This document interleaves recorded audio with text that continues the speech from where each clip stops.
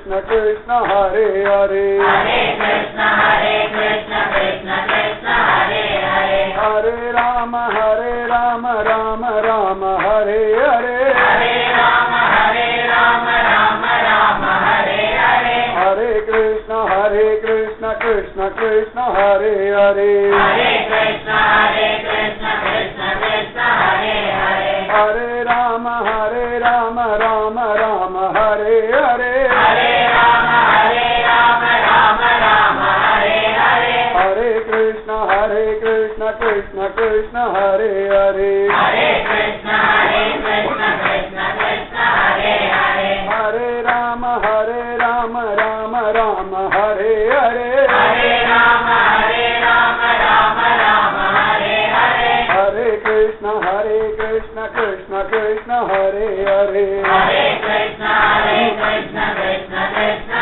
Hare Hare Hare Rama Rama Rama Rama Hare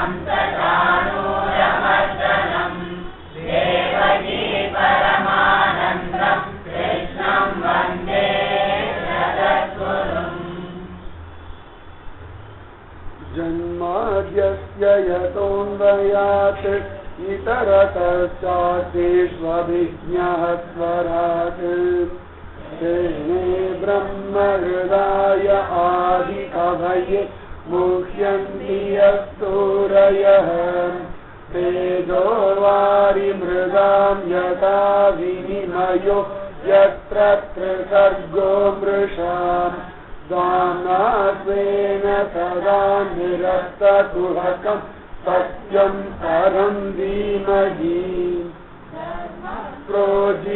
प्रोजितकैतवोऽत्र परमो निर्मत्सराणां सतां वेद्यं वास्तवमस्त्र वस्तु शिवदं तापत्रयोन्मूलनम् श्रीमद्भागवते महामुनिकृते किं वा परैरीश्वरः सद्यो हृद्यवरुध्यतेऽत्र कृतिभिः शुश्रूषुभिः तत्क्षणात् निगमकल्पतरोर्गलितं फलं सुखमुखात्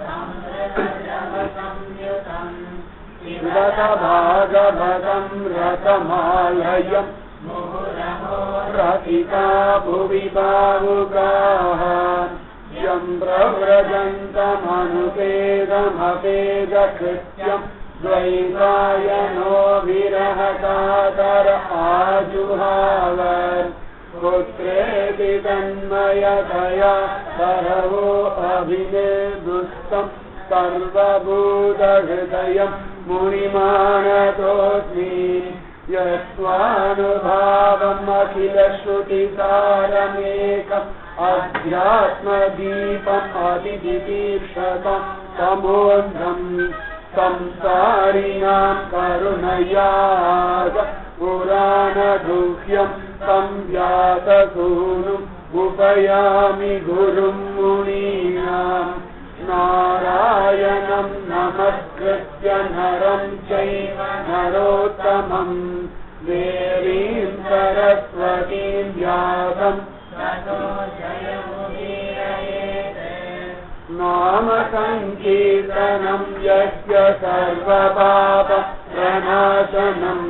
प्रणामो दुःखशमनः तं नमामि हरिं परम्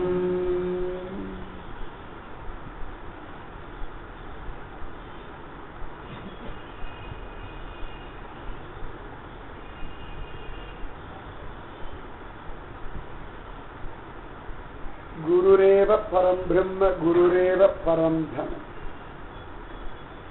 गुरुरेव परकामः गुरुरेव परायणः गुरुरेव पराविद्या गुरुरेव परागतिः यस्मात् उपदेष्टासौ तस्मात् गुरुधरो गुरुः गुरुधन मेलान ब्रह्म गुरुरेव परं ब्रह्म गुरुरेव परं धनम् गुरुधान मेलान धनम ஐஸ்வர்யம் நீங்காத செல்வம் உலகத்துல நம்ம அடையக்கூடிய மற்ற எல்லா விதமான தனமும் ஏதான ஒரு சந்தர்ப்பத்துல நம்ம விட்டு நழுவிடுறது புண்ணியம் பாபம் கூட அனுபவிக்க இல்லாமல் போயிடுறது ஆனா குருன்ற தனம் நம்மளை விட்டு போகிறதில்லை நீங்காத செல்வம் நிறைந்தேரோர் என்பாவாய்னு ஆண்டாள் சொல்றா போல இந்த குருன்ற ஒரு தனத்தை சம்பாதிக்க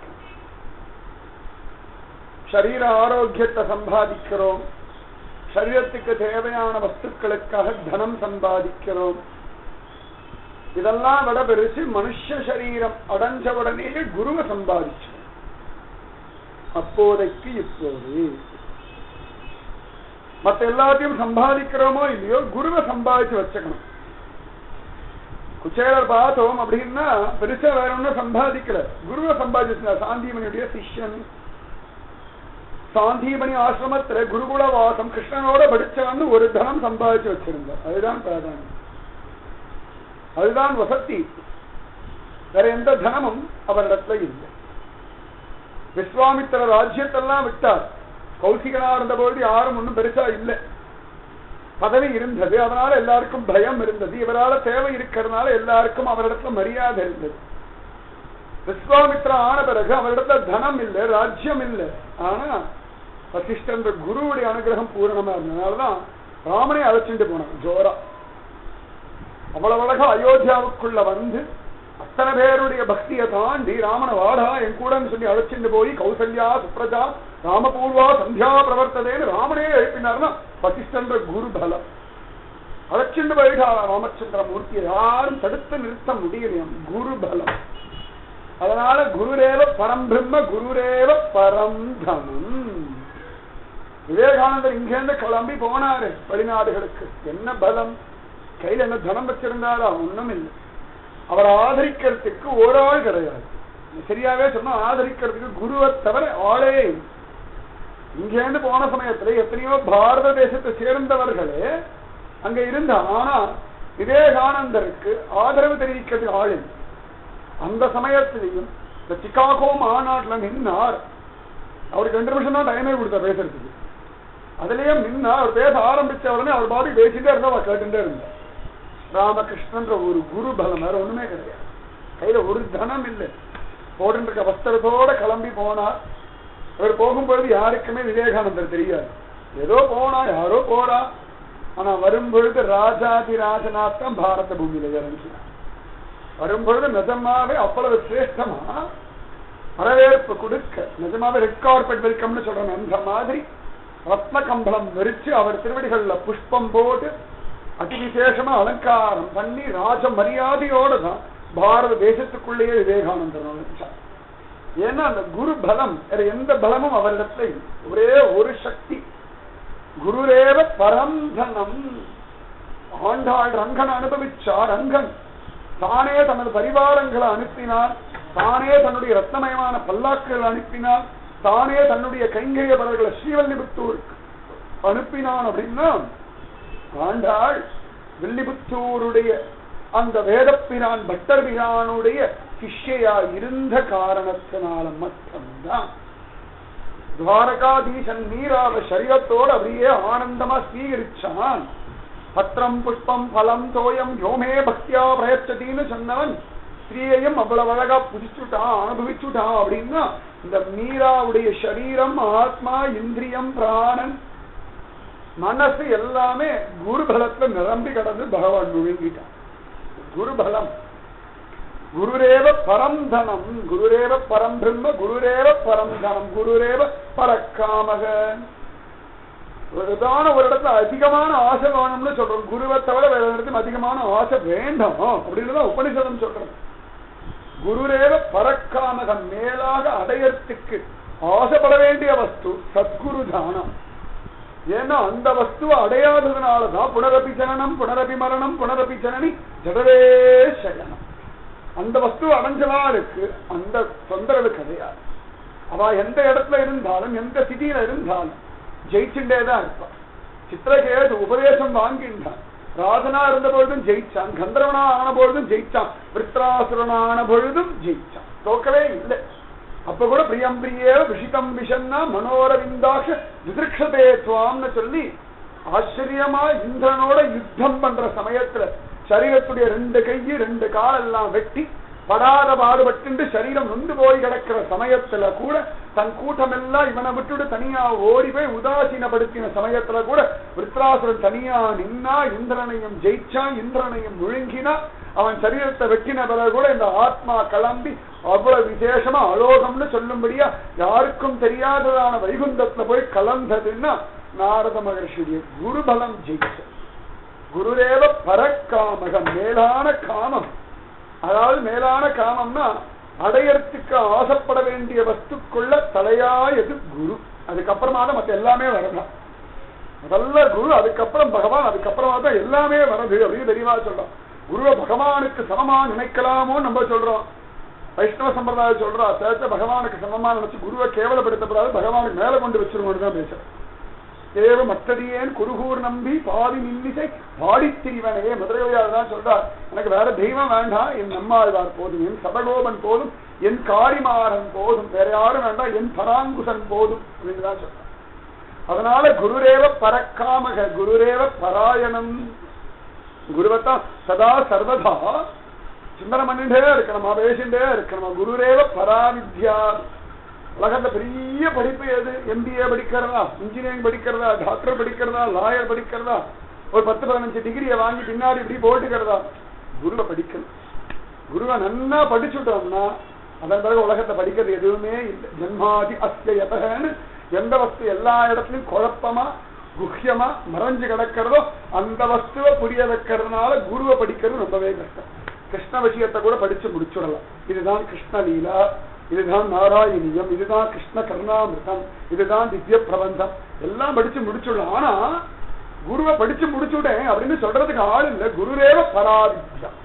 பிரகலாதனும் முடியல, துருவனும் முடியல, நாரத மகர்ஷினாலையும் முடியல, வேத வியாசனாலையும் முடியல, சுகபிரம்மத்தினாலையும் முடியல, பரீட்சித் மகாராஜனாலையும் முடியல, 30 முக்கோடி தேவர்களாலையும் முடியல. சிருஷ்டி ஸ்திதி சம்ஹாரம் கூட பண்ணி முடிச்சிடலாம். விஷயத்தை சேர்த்தியே கிடையாது. சமையல் பண்றது பெரிய காரியம் இல்லை, குடும்பத்தை காப்பாற்றுறது பெரிய காரியம் இல்லை, தனம் சம்பாதிக்கிறது பெரிய காரியம் இல்லை, வீடு கட்டுறது பெரிய காரியம் இல்லை, குடும்பத்தை பாலனம் பண்றது பெரிய காரியம் இல்லை. குருவை உள்ளபடி புரிஞ்சுக்கிறது தான் பெரிய காரியம். குருரேவ பராவித்யா. இந்த குரு என்ன சமயத்துல என்னவா இருக்கா புரிஞ்சுக்கிறது ரொம்ப கஷ்டம். ஆனா புரிஞ்சுட்டோம்னா ஜெயிச்சுட்டோம். குருரேவ பராவித்யா, மேலான படிப்பு. ஸ்ரீரங்கம் எப்படி, ரங்கநாதன் எப்படி அப்படின்னு கேட்டா கடகடன் மகாத்மியத்தை சொல்லிடலாம். உடுப்பி கிருஷ்ணனுடைய மகாத்மியம் என்னன்னு கேட்டா கடகடன் சொல்லிடலாம். ஆனா குரு மகாத்மியம் இன்னி வரைக்கும் முடியல. 1000 நாள் கொண்ட ஆதிசேஷன் கூட தோத்து போகக்கூடிய ஒரு இடம் குரு மகாத்மியம். 30 முக்கோடி தேவர்களும் குரு பலத்தினாலதான் சிருஷ்டி ஸ்திதி சம்ஹாரம் முதற்கொண்டு எல்லா காரியத்தையும் பண்றான்னு சொல்லி குரு கீதால சிவபெருமான் பார்வதி தேவிக்கு சொல்றார். குரு தத்துவம் அவிஜ்ஞாய சர்வம் வியர்த்தம் பவேத். எல்லாமே வியர்த்தம் தாண்டி ஏ பார்வதி குரு தத்துவத்தை புரிஞ்சுக்கிறேன்னா அவன் இல்ல, அவனுக்கு எதுவுமே இல்லை, அப்படிதான் சத்தியம். அதனால குருரேவ பராவித்யா, குருரேவ பராகதி. எங்க போய் விழருது, யார் கதி?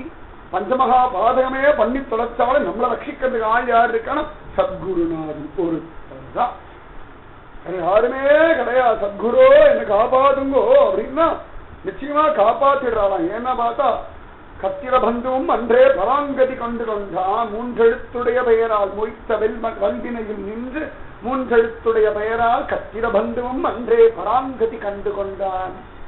கோவிந்தான்ற ஒரு திருநாமத்தை சொல்லி கத்திரபந்துன்ற மகாபாவி கூட நல்ல கதி அடைஞ்சான்னா அந்த மகாபாவிக்கு தைரியமா கோவிந்த நாமத்தை உபதேசம் பண்ண அந்த ரிஷி காலம் இல்லைன்னா கத்திரபந்துவுக்கும் கோவிந்த நாமத்துக்கும் சம்பந்தமே கிடையாது.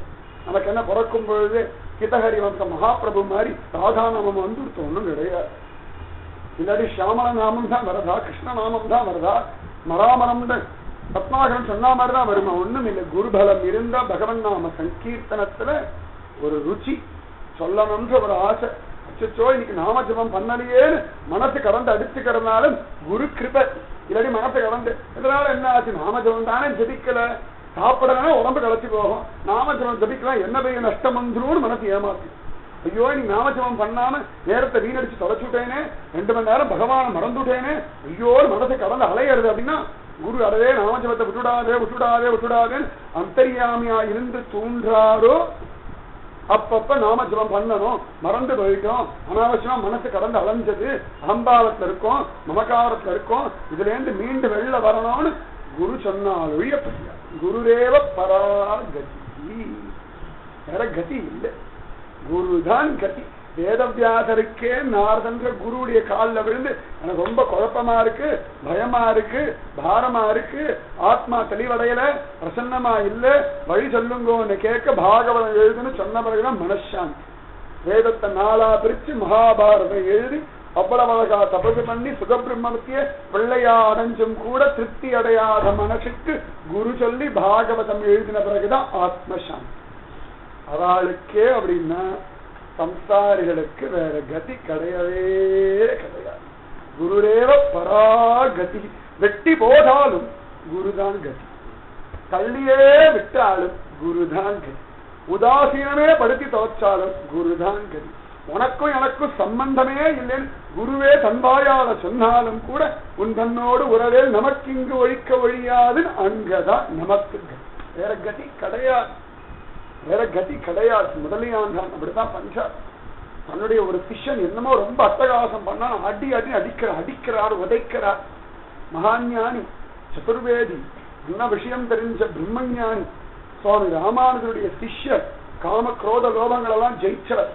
இந்த குரு இந்த சிஷ்யனுடைய அட்டகாசம் தாங்க முடியாம பலான்னு அரைஞ்சு அடின்னு அடிச்சு உதச்சு கழுத்தை பிடிச்சு தன் வீட்டுல வெளில தள்ளி விட்டுட்டான். தள்ளி விட்டு கதவை சாத்தியும் உள்ள வந்துட்டான். அவரிடத்துல நின்று பேசத்துக்கு யாருக்கும் தைரியம் இல்லை, ரெக்கமெண்டேஷன் பண்றதுக்கு யாருக்கும் சுத்தமா ஆசையே இல்லை. தண்ணியும் சேர்த்து வெள்ள திருடுவான்னு பயம்.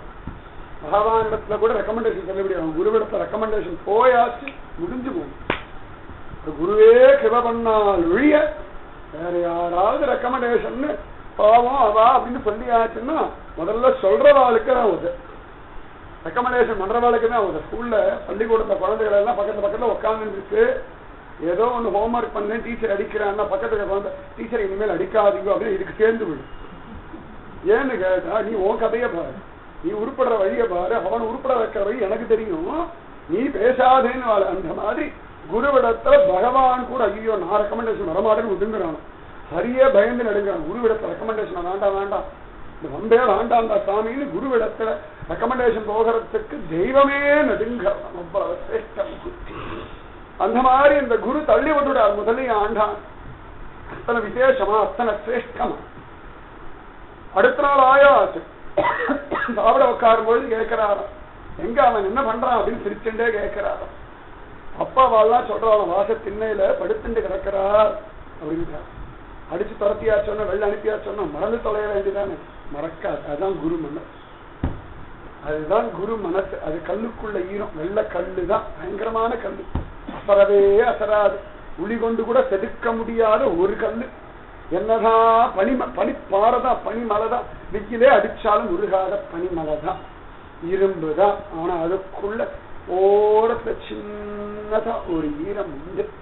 அப்ப கேட்கிறான், சாப்பிட உட்கார்ந்தவர் கேட்டுட்டார், வழியிலதான் படுத்துட்ட கிடக்கிறான் அப்படின்னு சொன்ன உடனே சாப்பிட உட்கார்ந்தவர் எழுந்துட்டார். சாஸ்திரம் சாப்பிட்டவர்கள் எழுதப்படாது, எழுந்திருக்க கூடாதுன்றது தர்மம். ஆனா சில சந்தர்ப்பங்கள்ல சாஸ்திரம் மீறல்கள் இருக்கான். அந்த மாதிரி எழுந்தா நேர வெள்ள வந்தார். ஒரு முறைச்சார், இடுப்புல கைய வச்சிருந்தார். எதுக்கடா இந்த அழிச்சாட்டியம் பண்ணி தொலைற, நான் தான் அடிச்சு உதச்சு வெள்ள தள்ளி விட்டேன், எங்கேயா போய் தொலைய வேண்டியதானே அப்படின்றார். உடனே அவர் ஓடி வந்து திருவடியை பிடிச்சிருந்தார். அடிச்சு உதச்சு வெள்ள தள்ளி விட்டாலும் எங்க இருக்கேன்னு கேட்டு வந்து பாக்குறீங்க, இந்த காருண்யத்துக்காகத்தான் போக மாட்டேங்கிற, உண்மை விட்டா வேற கதி இல்லைன்னா. அடிச்சு உதச்சு வெள்ள தள்ளி ஆச்சு, உனக்கு எனக்கு சம்பந்தம் இல்லே. தள்ளிவிட்ட சமயத்துல கூட சாப்பிட உட்கார்ந்தவர் வெள்ளை எழுந்து வந்து எங்க இருக்கான் ஏது இருக்கான்னு கேட்டு இவ்வளவு நேரம் எனக்கு ஒரு மரியாதை கொடுத்து இங்க நின்று ஏண்டாங்க இருந்து அழிச்சாட்டியம் பண்ணி தொலையறேன்னு உரிமையோட கேட்கிறேட. இந்த உரிமை வேற யார் என்னிடத்துல பண்ணுவா? வேற யார் பண்ணுவா? வேற யாருக்கு இந்த அளவுக்கு என்னிடத்துல ஒரு பிரீத்தி இருக்கு, காருண்யம் இருக்கு? அந்த காருண்யம் தான் போக முடியலேன்னு. சரி வாடாபையில உள்ள அழிச்சுட்டு உட்கார்ந்து சாமி குரு சத்தியம் நிஜமாவே. குரு சர்வசிரேஷ்டம். குருரேவ பரம் பிரம்ம, குருரேவ பரம் தனம், குருரேவ பரக்காமக, குருரேவ பராயம், குருரேவ பராவித்யா, குருரேவ பராகதி. யஸ்மா தத் உபதேஷ்டாசௌ தஸ்மாத் குருதரோ குரு. இந்த பரபிரம்மத்தையே உபதேசம் பண்றதுனால குரு அவ்வளவு சிரேஷ்டம். ஒரு சந்தர்ப்பத்துல நஞ்சியம்ச ஒரு மகாத்மா கேட்டுட்டார் பராசர பக்தரை பார்த்துட்டு, எனக்கு கதி யாரு? உடனே பராசர பக்தர் சொன்னா, நான் யாரு? ரங்கநாதன் தான், வேற யாரும் கிடையாதுப்பா. ஸ்ரீரங்கநாதன் தான் உனக்கு ஒரே கதி. உடனே அப்படியா, பரம சந்தோஷம் சொல்லி முடிச்சுட்டார். கொஞ்ச நேரம் சும்மா இருந்தார். அப்புறம் சிரிச்சுட்டே சொன்னார், அவன் கத்தின்னு நான் சொல்றதுனால நானும் உனக்கு கதி அப்படின்னு.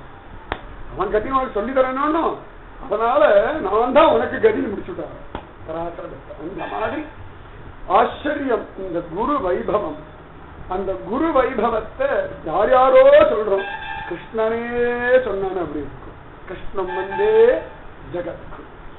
கிருஷ்ணனை தவிர வேற யாரு குரு வைபவத்தை, குரு மகாத்மியத்தை சொல்ல முடியும்? வேற யாருக்கு அந்த பலம் இருக்கு?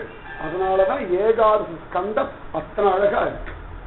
அவ்வளவு அழகா பகவான் ஆச்சரியமா, அவ்வளவு விசேஷமா சத்குருமார்களுடைய பிரபாவம். நம்ம யோகீஸ்வர கீதை முதற்கொண்டு எல்லாத்தையும் கிருஷ்ணன் சொல்றான் உட்கார்ந்து. உத்தவருக்கு சகாவுக்கு தன்னுடையதான பிரபாவத்தை சொல்லப்படாதா?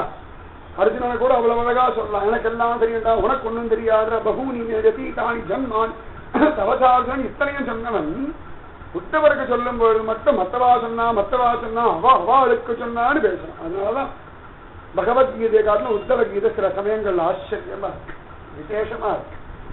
பல இடங்கள்ல பார்த்தோம்னா பாகவத சப்தாகத்தை கூட ருக்மிணி கல்யாணத்தோட முடிச்சிடும், அதுக்கு மேல யாரும் போகிறது கிடையாது.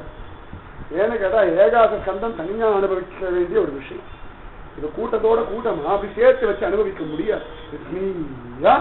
நிறுத்தி நிதானமா பார்த்து பார்த்து பார்த்து பார்த்து அனுபவிக்க வேண்டியதான ஒரு விஷயம்.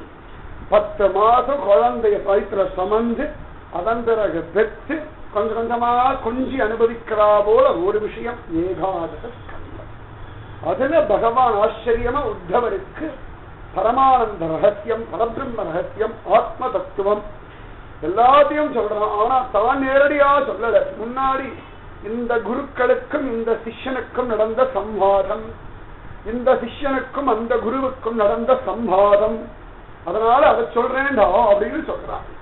உத்தவர் கூட கேட்கிறார், கிருஷ்ணா எல்லா விதத்திலையும் தீனனா இருக்கேன், நீசனா இருக்கேன், அதமனா இருக்கேன், ஒன்ன விட்டா வேற கதி இல்லை. நரசகான் மனுஷாளுக்கு சகா நீ தேனடாப்பா, ஒன்ன விட்டா வேற கதி கிடையாது. அதனால நரசகாம் துமகம் சரணம் பிரபத்தியே, உன் திருவடியில சரணாகதி பண்ணிட்டேன், நீ சொல்லு, நீ என்ன சொல்றியோ நான் கேட்கிறேன். எதனால ஆத்மா பிரசன்னமாகுமோ அதை சொல்லு, நான் கேட்கிறேன்.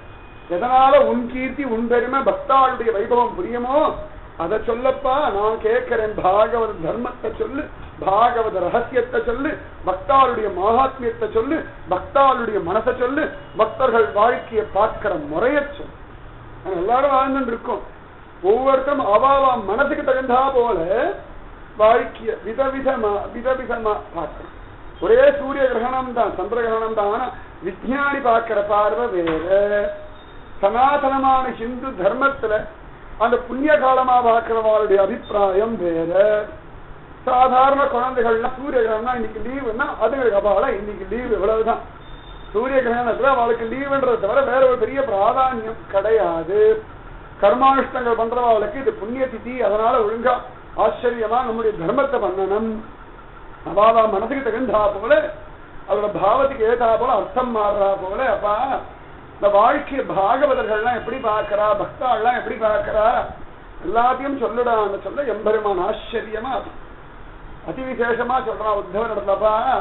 ஒரு கால் இருக்கிற மாதிரி ஜந்துக்கள், 2 கால் இருக்கிற மாதிரி ஜந்துக்கள், 3 கால் இருக்கிற ஜந்துக்கள், ஏக த்வி த்ரீ சதுஷ்பாதக, 1 காலு 2 காலு 3 காலு 4 கால் இருக்கிற மாதிரி நிறைய ஜந்துக்கள் இருக்கு.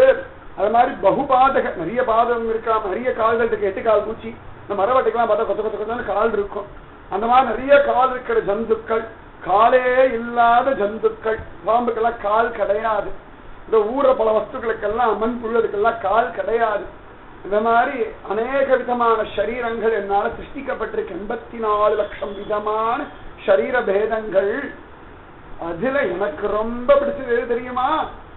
மனுஷ ஜந்து. பகவான் சொல்றான் பௌருஷேமே பிரியாக, எனக்கு இந்த நர ஜந்துவை ரொம்ப பிடிக்கும். 2 கால் ஜந்து இருக்க, இந்த ஜந்துவின் இடத்துல எனக்கு என்னமோ ஒரு விசேஷமான பிரீத்தி உண்டு. ஏன்னா இந்த ஜந்துக்கு சிந்தனா சக்தின்னு ஒண்ணு இருக்கு.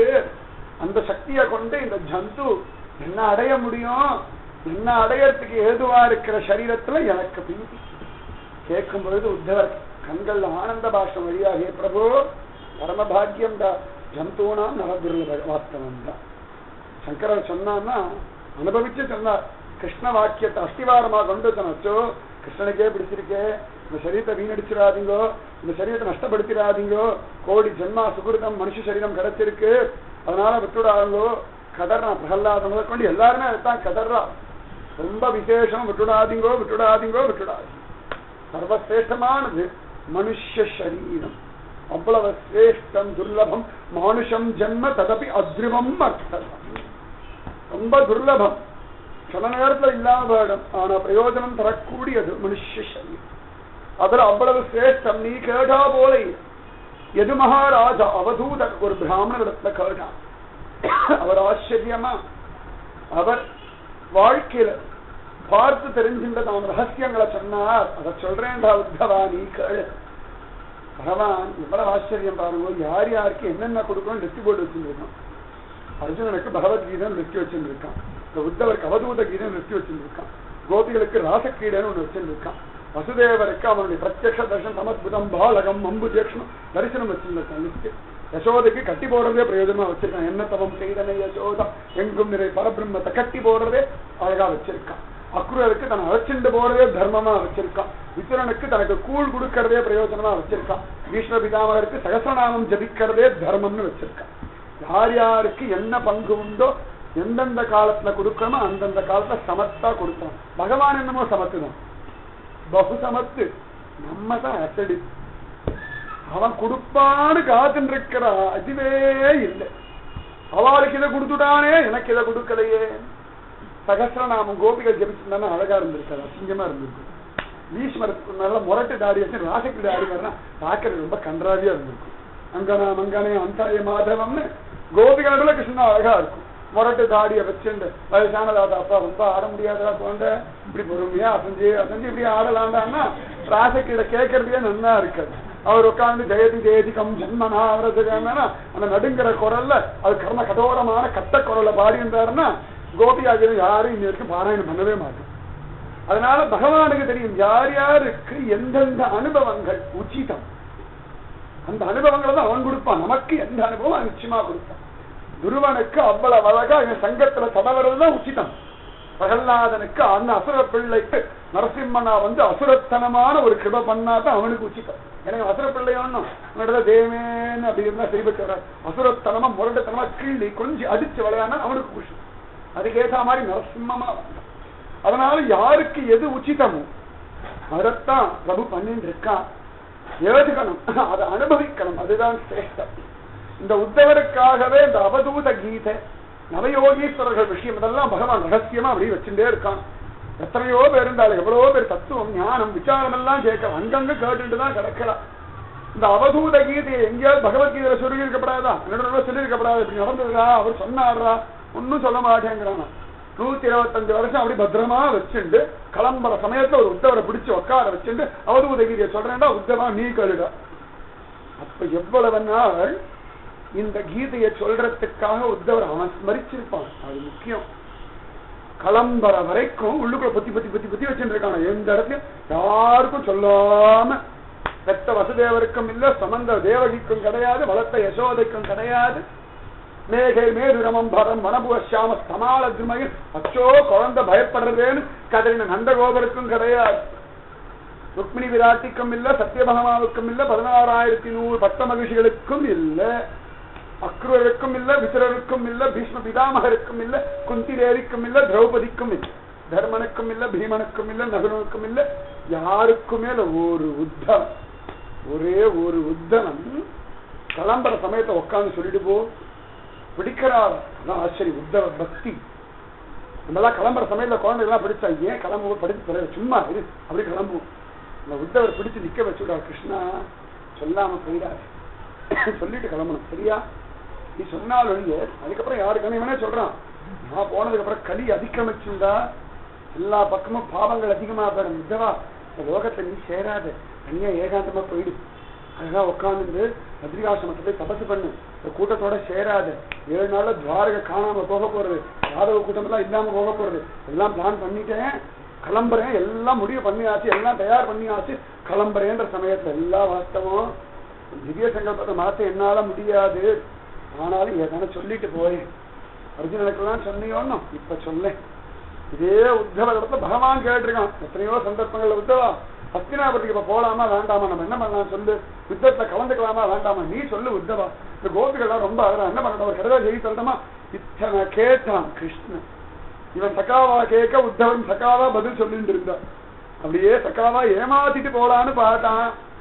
உத்தவர் பார்த்தா கார்பண்ய தோஷம் அவன் விழுந்த மாதிரி நானும் விழுந்துட்டேன், எனக்கும் சொல்லேன், சமகம் சரணம் பிரபத்திய, சரணம்னு விழுந்தாலொழிய பயவாய திறக்க மாட்டேங்கிறான். சத்குருடா, ஞானத்தை குருடா, வைராக்கியத்தை குருடா, ரகசியத்தை சொல்லுடான்னு அவனை சத்குருன்ற ஒரு ஸ்திதியில வச்சு காலில் விழுந்தாலொழிய தத்துவ ரகசிய விசாரங்களை பேசுறதே கிடையாது. அதுதான் கிருஷ்ண ரகசியம். அர்ஜுனன் சகாவா இருந்து பேசுற வரைக்கும் சகாவா பதில் சொல்லிட்டே இருக்கான். கிருஷ்ணா கார்பண்ய தோஷ உபகத ஸ்வபாவக பிரிச்சாமி த்வாம் தர்ம சம்மூடதேதாக யஸ்ய யஸ்யாத் நிஸ்கிதம் ப்ரூஹி தன்மே சிஷ்யஸ்யாஹம் ஷாதிமாம் த்வாம் பிரபன்னம் விழுந்தா அசோச்சானந்த சோச்சஸ்வம்னு ஆரம்பிச்சு. அதே மாதிரி உத்தவர் இப்ப கிருஷ்ணா நீ சத்குருநாதன்டா, கிருஷ்ணம் வந்தே ஜெகத்குருண்டா, நான் தாசன்டா, அடியேண்டா, பிருத்திய பிருத்திய பரிசாரக பிருத்திய பிருத்திய பிருத்தியஸ்ய பிருத்தியடா, நான் ரொம்ப அல்பமான ஜந்துடா, எனக்கு எப்படி புரியுமோ அப்படி சொல்லுடா, எதை கேட்டா என் ஆத்மா பிரசன்னமாகுமோ. இதுதான் ஆச்சரியம். பகவத்கீதை உத்தவ கீதையில எல்லாம் ரெண்டு பேரும் அர்ஜுனனா இருக்கட்டும் உத்தவனா இருக்கட்டும், எனக்கு எது உச்சித்தம்னு உனக்கு நன்னா தெரியும், நீ சொல்லு, உனக்கு தெரியும் என் ஆத்மா எதை கேட்டு திருப்தி ஆகும், எதை கேட்டு என் மனசு பிரசன்னமாகும், அதை சொல்லுன்னு சொன்ன உடனேதான் அவதூத விஷயமா எம்பெருமான் பேசலாம். தன் குலத்துல வந்த மகாராஜாவுடைய பெருமையை பேசலாம், நகுஷ மகாராஜாவுடைய புத்திரனுடைய பெருமையை பேசலாம். ஏதோ ஒரு மூலையில யாருக்குமே தெரியாம யது மகாராஜாவுக்கு மட்டுமே தெரிஞ்ச ஒரு அவதூதர லோகத்துல இவன் பிரகடனப்படுத்துறான். யாருக்குமே தெரியாம தான் உண்டு தன் வாழ்க்கை உண்டுன்னு பைத்தியம் போல, குழந்தை போல, மூடன் போல, முட்டாள் போல, எதிலையுமே பற்றுதல் இல்லாத ஒரு பைராகி போல அலஞ்சிண்டு கடந்த ஒரு அவதூதர ஒரு யது மகாராஜா ஏதோ ஒரு காலத்துல எங்கேயோ பார்த்தா, அவன் கேட்டா, அவர் பதில் சொன்னான்னு முடிஞ்சு போயிடுது. அதுக்கப்புறம் யாருக்கும் இந்த அவதூதரும் ஒருத்தர் இருந்தாரே தெரியாது. கிருஷ்ணன் சொன்னானோ அவதூதர் அப்படின்னு ஒருத்தர் இருந்தா, யது மகாராஜான்ற ஒருத்தன் கேள்வி கேட்டான் அப்படின்னு காண கிடைக்கிற அன்னமாச்சாரியா சதாசிவ பிரம்மேந்திரெல்லாம் அவ இருந்த காலத்துல பல பேருக்கு தெரியவே தெரியாது. பகவத் சங்கல்பத்தினால்தான் எல்லாரும் பிரகடனம் ஆகினான். அந்த மாதிரி ஒரு அவதூதரை பகவான் தன் பக்தனை அழகா உத்தவனுக்கு அவ்வளவு அழகா பிரகடனப்படுத்துறான். நிஜமாவே பகவானே பிரகடனப்படுத்தினாலுடைய பக்தால யாரும் புரிஞ்சிக்கவே முடியாது. நிஜமாவே நம்பாடுவான்னு ஒரு பக்தன் திருக்குறுங்குடி சுந்தர பரிபூர்ண நம்பியினிடத்துல பக்தி கொண்டு அனுபவிச்சுருந்தான்றத வராகமூர்த்தியே சொல்லல, தாயாரே கேட்கலன்னா நிஜமா நமக்கெல்லாம் தெரிஞ்சிருக்க வாய்ப்பே கிடையாது. பகவான் தான் பக்தாளுடைய பெருமையை லோகத்துல பிரகடனப்படுத்துறான். அந்த மாதிரி அந்த அவதூதரிடத்துல யது மகாராஜா கேட்டாரா குழந்தை, அவர் தன் வாழ்க்கையில அனுபவிச்சு எத்தனையோ விஷயங்களை குருவா ஏற்கண்டு அவர் உணர்ந்ததான ரகசியங்களை சொன்னார். அதை நான் உனக்கு சொல்றேன்டா. யது மகாராஜா அப்படி போகும்பொழுது பாதுடான் அவதூத பிராமணரை அழகா சிரிச்சுன்னு இருக்கா, பிரசன்னமா இருக்கா, மனசு நிர்மலமா இருக்கு, கல்மஷம் இல்லாம இருக்கு, குழந்தை மாதிரி இருக்கா, பைத்தியம் மாதிரி இருக்கா. குழந்தை மாதிரி பைத்திய மாதிரின்னு அர்த்தம் வெட்கம் இல்லாம இருக்கா, சங்கோஜம் இல்லாம இருக்கா, ஸ்வய அபிமானம் இல்லாம இருக்கா. ஒரு 1000 பேர் நடுவில் போய் ஒரு குழந்தைய, ஒரு 1 வயசு 2 வயசு குழந்தைய அம்மனமா நிக்க வச்சாலும் அது பாட்டுக்கு அழகா கை கட்டின்னு விளையாடிட்டு இருக்கும்.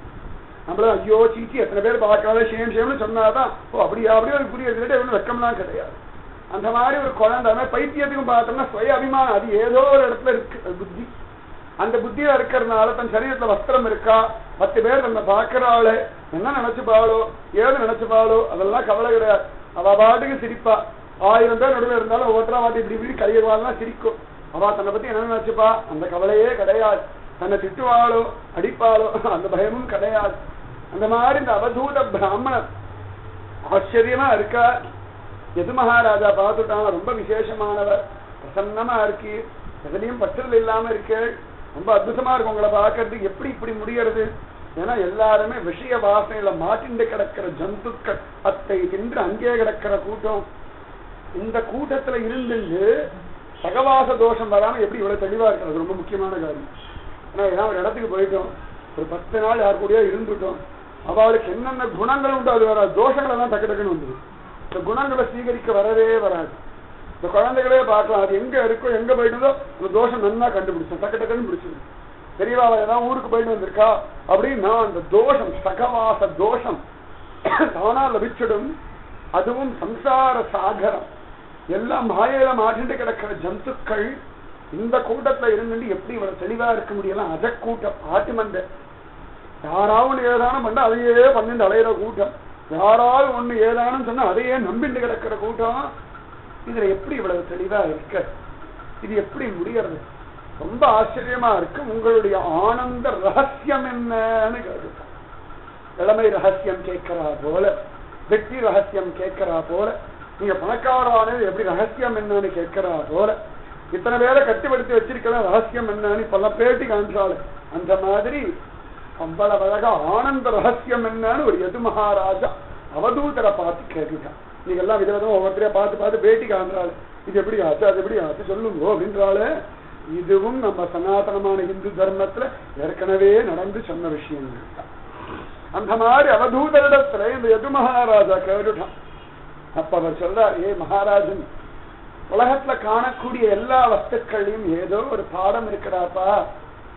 அந்த வஸ்துக்கள் எல்லாத்துக்குள்ளேயும் தெய்வம் இருக்கு. ஒன்னா புரிஞ்சுக்கோங்க, தெய்வம் எல்லா வஸ்துக்கள்லயும் இருக்கு. அதனால எல்லா வஸ்துக்கள் மூலமா தெய்வம் நமக்கு பாடம் சொல்லி கொடுத்துட்டு இருக்கு. துளி கூட சந்தேகம் வேண்டாம். நம்ம பல சந்தர்ப்பங்கள்ல அந்த வஸ்து அதுவா பார்க்கணும், அதுக்குள்ள அந்தரியாமியா தெய்வம் இருக்கு அப்படின்னு பார்க்க மாட்டேன். எங்குமுளன் கண்ணன் புத்தி வர மாட்டேங்க. இந்த புத்தி வரணும். பூமியாபோ அனலோ வாயு கம்மனோ புத்தி ரேவச்ச அகங்கார இத்தீயம் மே பின்ன பிரகிருதி அஷ்டதா. பகவான் கீதையில சொல்றான், பஞ்சபூதங்கள் மனசு அகங்காரம் புத்தின்னு 8 விதமா என்னுடைய பிரகிருதி பரிமளிச்சு கிடக்கிறது அப்படின்னு தான் கீதையில சொல்றான். அதுவும் பார்த்தோம்னா தசம அவ்வளவு அழகா 10வது அத்தியாயத்தை ஜோரா சொல்லும் பொழுது அர்ஜுனா எல்லாமே என்னுடைய வைபவம் தான், என்னுடைய விபூதி தான் அப்படின்னு சொல்றான். அதனால எல்லாத்துலயுமே தெய்வ சாநித்தியம் இருக்கு. எல்லாத்து மூலமாகவும் தெய்வம் பேசுறது நல்லா புரிஞ்சுக்கோங்க. தெய்வம் இப்படித்தான் நேரதான் வந்து பேசணும் அப்படின்னு அவசியம் இல்லை. தெய்வம் எப்படி வேணாலும் பேசும். சத்தியம். கம்சன் தேவயாசன் போது கூட அசரீரி சப்தமா தெய்வம் பேசித்து அப்படின்னு தான் காண கிடைக்கிறது. பல சந்தர்ப்பங்கள்ல தெய்வம் விதவிதமாக அற்புதமாகத்தான் பேசுறது. சொல்லி கூட சந்தேகம் வேண்டாம். வேதவியாசர நேரடியா தெய்வம் பிரத்யட்சமா வந்து பாகவதம் எழுது அப்படின்னு சொல்லல. நாரத மகரிஷி மூலமா தூண்டிதான் அவ்வளவு அழகா தெய்வம் பேசி. பார்த்தோம்னா ஸ்ரீரங்கத்துல அரையர் சேவை நடந்துட்டு இருந்தது. சுவாமி ஆள வந்தா ஆனந்தமா அந்த அரையர் சேவையை அனுபவிச்சு இருந்தார். அப்ப அந்த அரையர் சேவை திவ்ய பிரபந்தத்துக்கு நாட்டியம் ஆடின்னு இருக்கிற அந்த அரையர் அவ்வளவு அழகா திருவனந்தபுரம் அனந்த பத்மநாப சுவாமியை பற்றியதான பாசங்களை பாடி நடமினோ நமர்களுள்ளீர் நடமினோ நமர்களுள்ளீர் நடமினோ நமர்களுள்ளீர்னு போங்கோ கிளம்புங்கோ திருவனந்தபுரம் போங்கோ திருவனந்தபுரம் போங்கோ திருவனந்தபுரம் போங்கோ இப்பயே போங்கோ இன்னைக்கே போங்க இந்த க்ஷணமே போங்கோன்னு அந்த ஒரு வாரத்தைக்கு விதவிதமா அபிநயம் பிடிச்சு பல நேரம் சொல்லிட்டே இருந்தா. உடனே தூக்கி வாரி போடலாம் சுவாமி ஆளவந்தா இருக்கு. இது பகவத் சங்கல்பம், கிளம்பணும் கிளம்பிட்டார். அரையர் சேவை பண்ணிட்டு இருக்கா. அந்த சப்தம் இது அனந்த பத்மநாபனுடைய கட்டளை, கிளம்புறேன்னு கிளம்பிட்டார். இந்த மனசு ஒரு சத்தியம். அதே மாதிரி பத்மநாபன் அப்படிதான் சங்கல்பம் பண்ணா உடனே கிளம்பினார், பத்மநாபன் அனுபவிச்சார். அதனால எந்தெந்த விஷயங்கள் யார் சொல்றான்னு முக்கியம் இல்லை. அந்த விஷயத்துடைய ஆழம் பார்த்துட்டு இது தெய்வ சங்கல்பம்னு புரிஞ்சுக்கணும். ரொம்ப முக்கியம். இது பல சந்தர்ப்பங்கள்ல இவாதானே சொன்னா அப்படின்னு தள்ளி விட்டுருது. சில சந்தர்ப்பங்கள்ல இவா சொல்லிட்டாளா அப்படின்னு நினைக்கிறது. எல்லாமே தெய்வ சங்கல்பமா பார்க்கணும். பார்த்தோம்னா ஸ்ரீமத் பாகவத கிருஷ்ணலீலால பார்க்கலாம். அவ்வளவு அந்த குட்டி குட்டி குழந்தைகள்லாம் சொல்றது, இந்த பகவான் சகடாசுர வதம் பண்ண பிறகு நலகூப மணிக்கிரீவன் மருதமரெல்லாம் முடிச்சு போட்ட பிறகு எல்லாரும் வந்து கேட்கிறேன் என்ன ஆச்சு அப்படின்ற. இந்த குழந்தைகள் சொல்ற இந்த குழந்தை கால எடுத்து வச்சானா சகடம் முடிஞ்சு விழுந்துதான் இதான் பார்த்தோம் அப்படின்னு. அதான் நம்பல. நிஜமாவே அன்னைக்கு அந்த குழந்தைகளை சொல்லலைன்னா சகடாசுரம் தான் கிருஷ்ணன் தான் வதம்னா நமக்கு தெரியாம போயிருக்கும். அல்ப அறிவொன்றும் இல்லாத ஆய்குலத்து இடையரசனங்கள் வார்த்தைதான் சகடாசுரனா கிருஷ்ணன் வதம் பண்ணா உடச்சு வதம் பண்ணான்னு ஒரு க்ளூ நமக்கு கிடைச்சது. இல்லைன்னா சத்தியமா தெரிஞ்சிருக்காது. மருத மரங்களை முறிச்சா அதுலேருந்து நலகூபுரம் மணிக்கிரீவன் வந்தா கைய கூப்பிண்டா பகவான ஸ்தோத்திரம் பண்ணா பகவான் அவளோட பேசினான்னு இந்த குட்டி குழந்தைகள் சொல்லிட்டு மருத மரத்துல வந்தானா நுழைஞ்சு இடி இடி இடிச்சானா மரங்கள் முறிஞ்சு விழுந்துதா அதுலேருந்து 2 பேர் வந்தாளா பூமியில நிக்கலையா கைய கூப்பிண்டாளா கிருஷ்ணனை பார்த்து புரியாத பாஷையில பேசிட்டு இருந்தா, சம்ஸ்கிருதத்துல பேசிட்டு இருந்தா. அதனால புரியாத பாஷையில பேசிட்டு இருந்தாளா இவன் என்னமோ சொன்னானா அவ கிருஷ்ணனை பார்த்து என்னமோ நமஸ்காரம் பண்ணாளா கம்பி போனாலும். இந்த குழந்தைகள் சொல்லித்தோ நலகூபுரம் மணிகிரீவன் மருத மரங்கள் அந்த மரம் அழிஞ்சாலும் இவ ஆத்மா அழியல, அவளுக்கு அந்த திவ்ய சரீரம் கிடைச்சது, கிளம்பி போனான்னு காண கிடைக்கும். தெய்வம் அவ மூலமா இந்த ரகசியத்தை சொல்லி அவ்வளவு சிரேஷ்டம், அத்தனை விசேஷம். அதனால தெய்வம் எப்படி வேணாலும் சத்தியத்தை பேசும். சத்தியம் வத, அந்த தெய்வம் தான் சத்தியத்தையே லோகத்துல நிரூபணம் பண்றது. அவ்வளவு சிரேஷ்டம். பார்த்தோம்னா மண்டோதரி யுத்தம் நடந்து முடிஞ்சு ராவணன் விழுந்தாச்சு. அப்ப சொல்றா அவன் தெய்வம்னு அப்பயே சொன்னேனே. எப்ப பகவானுக்கு அப்பதான் 40 வயசு ஆகிறது. இன்னும் 11,000 வருஷங்கள் ராஜ்ய பரிபாலனம் பண்ண போறோம். ஆத்மானம் மானுஷம் மன்னிய சத்தியம் பண்ணி நான் தசரத பிள்ளை ஊரெல்லாம் சொல்லிட்டு இருந்தாலும் இல்ல வளர்தான் கொஞ்சம் தெரியணும்ன்றதுக்காக தான் நேரடியா தெய்வம்னு சொல்லாம மண்டோதரி மூலமா ராவணன் விழுந்த பிறகு அப்பொழுதே சொன்னேனே அவன் தெய்வம்னு. புரிஞ்சுக்கலையே. திருக்கோள் 2 சொல்ற அவன் தெய்வம் என்றேனோ மண்டோதரியை போலேன்னு. ராமன் தெய்வம்னு ராமன் நேரடியா சொல்ல மண்டோதரி மூலமா சொன்னான். யார் மூலமா வேணுமான் தெய்வம் சத்தியத்தை பேசும். அத நம்ம புரிஞ்சுக்கிறோமா? இது ரொம்பவே முக்கியம். தெய்வம் பேசிண்டுதான் இருக்கு, விஷயம் சொல்லிண்டுதான் இருக்கு. நம்ம தான் அஜ்ஞானிகளா அலைய. சூரிய வெளிச்சம் நன்னா வந்துடுத்து உதயம் ஆயிடுச்சுனாலும் நம்ம தூங்கிட்டு இருக்கிற வரைக்கும் இருக்குதான். நம்ம முழிச்சோம்னா நிஜமாவே சூரிய வெளிச்சம் இருக்கு. உத்திஷ்டத ஜாகிரத. அந்த அவதூதர் அந்த மாதிரி தான் உலகத்துல பார்த்த விஷயங்கள்ல தெய்வ ரகசியங்களை புரிஞ்சுக்கிட்ட நிஜமாவே பிராக்டிக்கலா வாழ்க்கையை பார்த்த ஒரு மகாத்மா. அப்ப சொல்றோம் எல்லாரும் சொல்றதுக்கெல்லாம் பிராக்டிக்கல். நமக்கு பிராக்டிக்கலுக்கு சம்பந்தமே கிடையாது. கற்பனை உலகத்துல வாழ்ந்துட்டு கிடக்கிற அஜக்கூட்டம். ஆனா அந்த மகாத்மா அவ்வளவு அழகா சொல்றாரு, ஏ ராஜன்னு நான் சந்தோஷமா இருக்கிறதுக்கு 24 குருமார்கள் காரணம் தான். எனக்கு இவ்வளவு தூரம் பீடிகை போடுறேன் அப்படின்னா அவர் எவ்வளவு தூரம் அந்த விஷயங்களை சின்ன விஷயத்துல கூட ஆத்ம தத்துவ ரகசியங்களையும் பகவத் சங்கல்பத்தையும் புரிஞ்சுண்டான்னு பார்த்துக்கோங்க. இதனால என்ன பிரயோஜனம், இந்த காரியத்துல என்ன காரணம்னு ஒன்னும் தண்டம் தான் அப்படின்னு நினைச்சுடாதீங்களோ. எதுவுமே தண்டம் இல்லை, எதுவுமே வியர்த்தம் இல்லை. எல்லாத்துக்கும் ஏதோ ஒரு பிரயோஜனம் இருக்கு. ஆட்டுக்கு வால் சின்னதா இருக்கிறதுக்கும் அர்த்தம் இருக்கு, மாட்டுக்கு பெருசா கொம்பு இருக்கிறதுக்கும் அர்த்தம் இருக்கு, குதிரைக்கு கொம்பு இல்லாம இருக்கிறதுக்கும் அர்த்தம் இருக்கு, மீன் ஜலத்துல வாழறதுக்கும் அர்த்தம் இருக்கு, பாம்புக்கு கால் இல்லாம இருக்கிறதுக்கும் அர்த்தம் இருக்கு. கால் இல்லாமலே இந்த வேகமா போடுது. அது பகவான் எக்ஸ்ட்ரா 2 கால் கொடுத்தா பறந்து கொம்பு போடும், தாவி கடிக்கும். பகவான் அழகா தெரிஞ்ச எல்லாத்தையும் பண்ணி வச்சிருக்கான். அதனால ஒரு சில 24 குருமார்கள் குழந்தை. அந்த 24 குருமார்களும் அவாவா ஸ்திதியில இருக்கா, அந்த ஸ்திதியை பார்த்து நான் கத்துந்தேன். அவ யாரும் இவருக்காக ஸ்பெஷல்லா ஒரு அகடித கடன சாமர்த்தியம் பண்ணி தன் ரூபத்தை எல்லாம் மாத்திண்டு தன் பலத்தை நிரூபணம் பண்ணல. அவளா இருந்தா அதுல இவர் தனக்கு வேண்டிய விஷயத்தை கிரகிச்சிருந்தார். இதுதான் நதி எவ்வளவுதான் வேகமா போனாலும் எவ்வளவோ ஜலம் இருந்தாலும் மனுஷன் அள்ளி குடிப்போம், நாய் நக்கித்தான் குடிக்கும். அது ஒண்ணு நாய்க்காக ஸ்பெஷலா ஒரு வளைஞ்சு ஐயோ இது நாய், இது மனுஷா, இது குரங்கு அப்படின்லாம் பார்க்காது. அது பாடி அதோடைய சுவாவத்துல இருக்கு, அவளுக்கு வேண்டியபடி எடுத்து. அந்த மாதிரி இந்த அவதூத 24 குருமார்கள் அவாவாளுடைய சுவாவத்துல ஸ்திதியில இருக்கா. அதுல இவர் தனக்கு வேண்டியதான விஷயத்தை கிரகிச்சுங்க. உங்களுக்கு என்ன விஷயம் வேணுமோ அதை மட்டும் கிரகிச்சுக்கோங்க. அதுக்கு மேல வேற ஒண்ணும் அவசியமே இல்லை. பாத்திரம் மாதிரி அதை கொண்டு அடுப்புல ஏத்தினோம்னா இங்க வெள்ளபாடி அழகா சூடு வாங்கிட்டே இருக்கும். நல்லா அக்னியில பத்த வச்சுட்டோம்னா கேஸ் எடுக்க வச்சா அது மாதிரி சூடு வாங்கும். சூடை வாங்கிட்டு அவன் வச்சிருக்கா. ஒரு பக்கம் பாரு அது பாடு அழகாக உள்ளுக்குள்ள என்ன வஸ்து இருக்கோ அது கொடுத்துட்டு இருக்கும், இன்னொரு பக்கம் காட்டுக்கு அந்த வஸ்து கொடுத்துருக்கா அதுவும் வச்சுருக்க. அந்த மாதிரி எல்லாத்தையும் எப்படி கிரகிச்சுக்கணும், எவ்வளவு வச்சுக்கணும், எப்படி அசாரத்தை தவணம் ஆராய்ந்து வரணும் திருமழிசை ஆழ்வார் போல. அந்த மாதிரி இந்த அவதூதர் சொல்ல 24 குருமார்கள் அவர்கள் ஒவ்வொருத்தரிடத்திலிருந்தும் ஒரு விதமான வாழ்க்கை பாடம் கற்றுங்க. அந்த பாடத்தை கொண்டு என் மனசு இவ்வளவு திருப்தி ஆயிடுச்சு, இத்தனை தூரம் பிரசன்னமாயிடுச்சு, இத்தனை விசேஷமா மனசு நிர்மலமா இருக்கு. அவர்களிடத்துல அவ எப்படி இருக்கா, அந்த ஸ்திதியில எனக்கு என்ன பாடம் கிடைச்சது அவன் அப்படியே சொல்றேன்டா குழந்தை நீ கேட்டுக்கோன்னு எது மகாராஜா கைய கூப்பிட்டான். ஏன்னா தத்வித்தி பிரணிபாதேன பரிப்பிரஸ்னேன சேவல உபதேக்ஷந்தி தேஞானம் ஞானினக தத்துவதர்ஷன். கேட்கணும், கேட்கிற முறை இருக்க, அதுலதான் குரு உகந்து போய் சத்தியத்தை சொல்றாரு. கேட்கிற முறை சரியில்லைன்னா ஒரு விஷயத்தை கறக்க முடியாது, கறக்கவே முடியாது.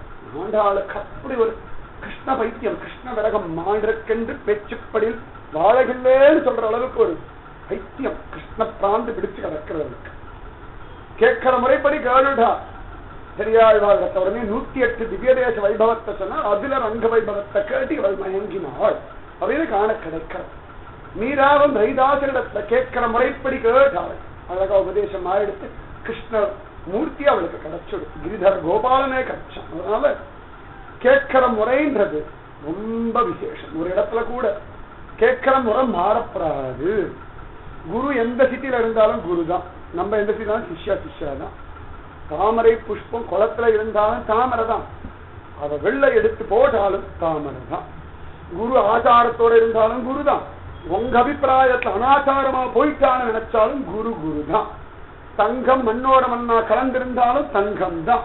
அது ஆபரணமா மாறினாலும் தங்கம் தான். சாக்கடலிய வீசி எரிஞ்சாலும் தங்கம் தங்கம் தான். அதுக்கு அவ்வளவுதான் சொல்றேன்னா அந்த குருவிடத்துல அந்த ஸ்ரத்த.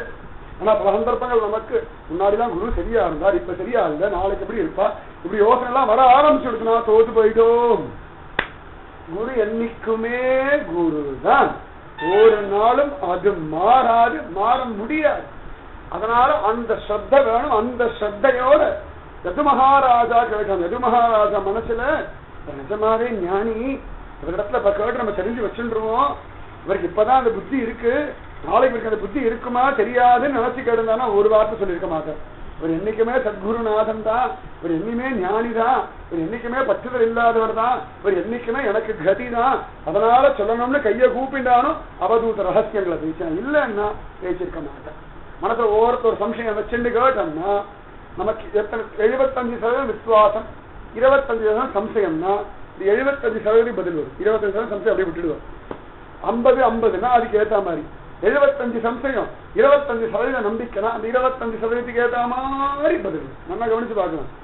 தத்வித்தி பிரணிபாதேன பரிப்பிரஷ்னேன சேவையா உபதேக்ஷந்தி தே ஞானம் அப்படின்னா அந்த ஸ்ரத்தையுடைய ஆழம் எவ்வளவு போகிறதோ அந்த ஆழத்துக்கு தத்துவ ஞானம் பரிமாறப்படுது. தலைவாழை எல்லாம் ஜோரா இருக்கு, ஆகாரமும் நன்னா இருக்கு, நமக்கு எவ்வளவு பசியோ அது வரைக்கும் சாப்பிடுவோம். 500 பேர் ஒரு பந்தியில உட்கார்ந்து இருக்கா, இன்னொன்று ஒரு குழந்தை உட்கார்ந்து இருக்குன்னா அதுக்கு எவ்வளவு போடுவோம்னா அள்ளி வீச மாட்டார். அது எவ்வளவு சாப்பிடுமோ எல்லாருக்கும் ஒரு கரண்டி அன்னம் போட்டோம்னா இதுக்கு 4 கரண்டிலையும் குறைச்சலாத்தான் போடுவோம். ஏன்னா அது அவ்வளவுதான் சாப்பிடும், வீணடிச்சுடும். வீணடிச்சிடுதுன்னா பிரயோஜனம் இல்லை. அதனால அதுக்கு எவ்வளவோ அதுக்கு அது போதும். அதுக்கு மேல கொடுத்தா அது சாப்பிட்டு போதும், இப்படி தள்ளி வைக்கும். அதுக்கே கொடுக்கணும், அதனால குறைச்சல் தான்.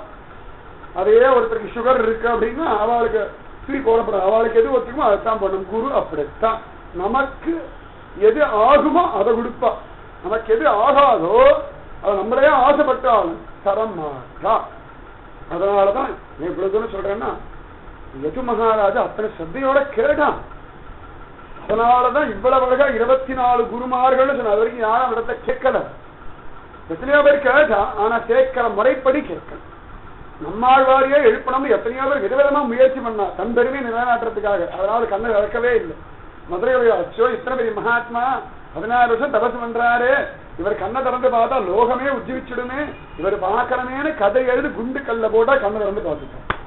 அது வரைக்கும் கண்ணை திறக்க 16 வருஷ கால பரியந்தம் கண்ணே திறக்காத ஒரு நம்மாழ்வோ மதுரகவி ஆழ்வாருடைய சுத்தமான சத்வித்தி பிரணிபாதேன பரிப்பிரஷ்னேன சேவைய உபதேக்ஷந்தி தே ஞானம்னு சத்தத்தின் வயிற்றில் சிறியது பிறந்தால் எத்தை தின்று எங்கே கிடக்கும். அத்தனை பெரிய கேள்வி கேட்டா சின்னவ வச்சு அத்தை தின்று அங்கே கிடக்கும். நம்மள மாதிரி திரும்பி அதையே பேசிட்டு இருக்க மாட்டான். சட்டத்தின் வயிற்றில் சிறியது பிறந்தால் அத்தை தின்று அங்கே கிடக்கும் சொல்லியிருக்கலாம். என்னதுக்கு நீதிமொழிக்கு அத்தை தின்று அங்கே கிடக்கும், அவ்வளவுதான். நீதான் சொல்லி முடிச்சு விட்டிய. பாதி விஷயம் உனக்கே தெரிகிறது, முடிவுதான் உனக்கு தெரியல. ஆரம்பம் உனக்கு தெரிகிறது, முடிவுதான் தெரியுது. துக்கம்னு தெரிகிறது, ஆரம்பம் நமக்கு தெரிய மாட்டேங்குது. காரணம் என்ன, காரணம் மட்டும் சொல்லுவோம். இது துக்கம்னு சொல்ல வேண்டிய அவசியம் இல்லை. துக்கம் தான், துக்கம்னு தெரியறது, காரணம் புரியல, வெளில வரதுக்கு வழி தெரியல, அதை மட்டும் சொல்லி கொடுத்துறோம். அந்த மாதிரி அந்த அவதூதர் 24 குருமார்கள். அதுல முதல்ல பூமி, முதல் குரு பூமி. நிஜமாவே பூதேவிக்கு சமானம் பூதேவி தான்.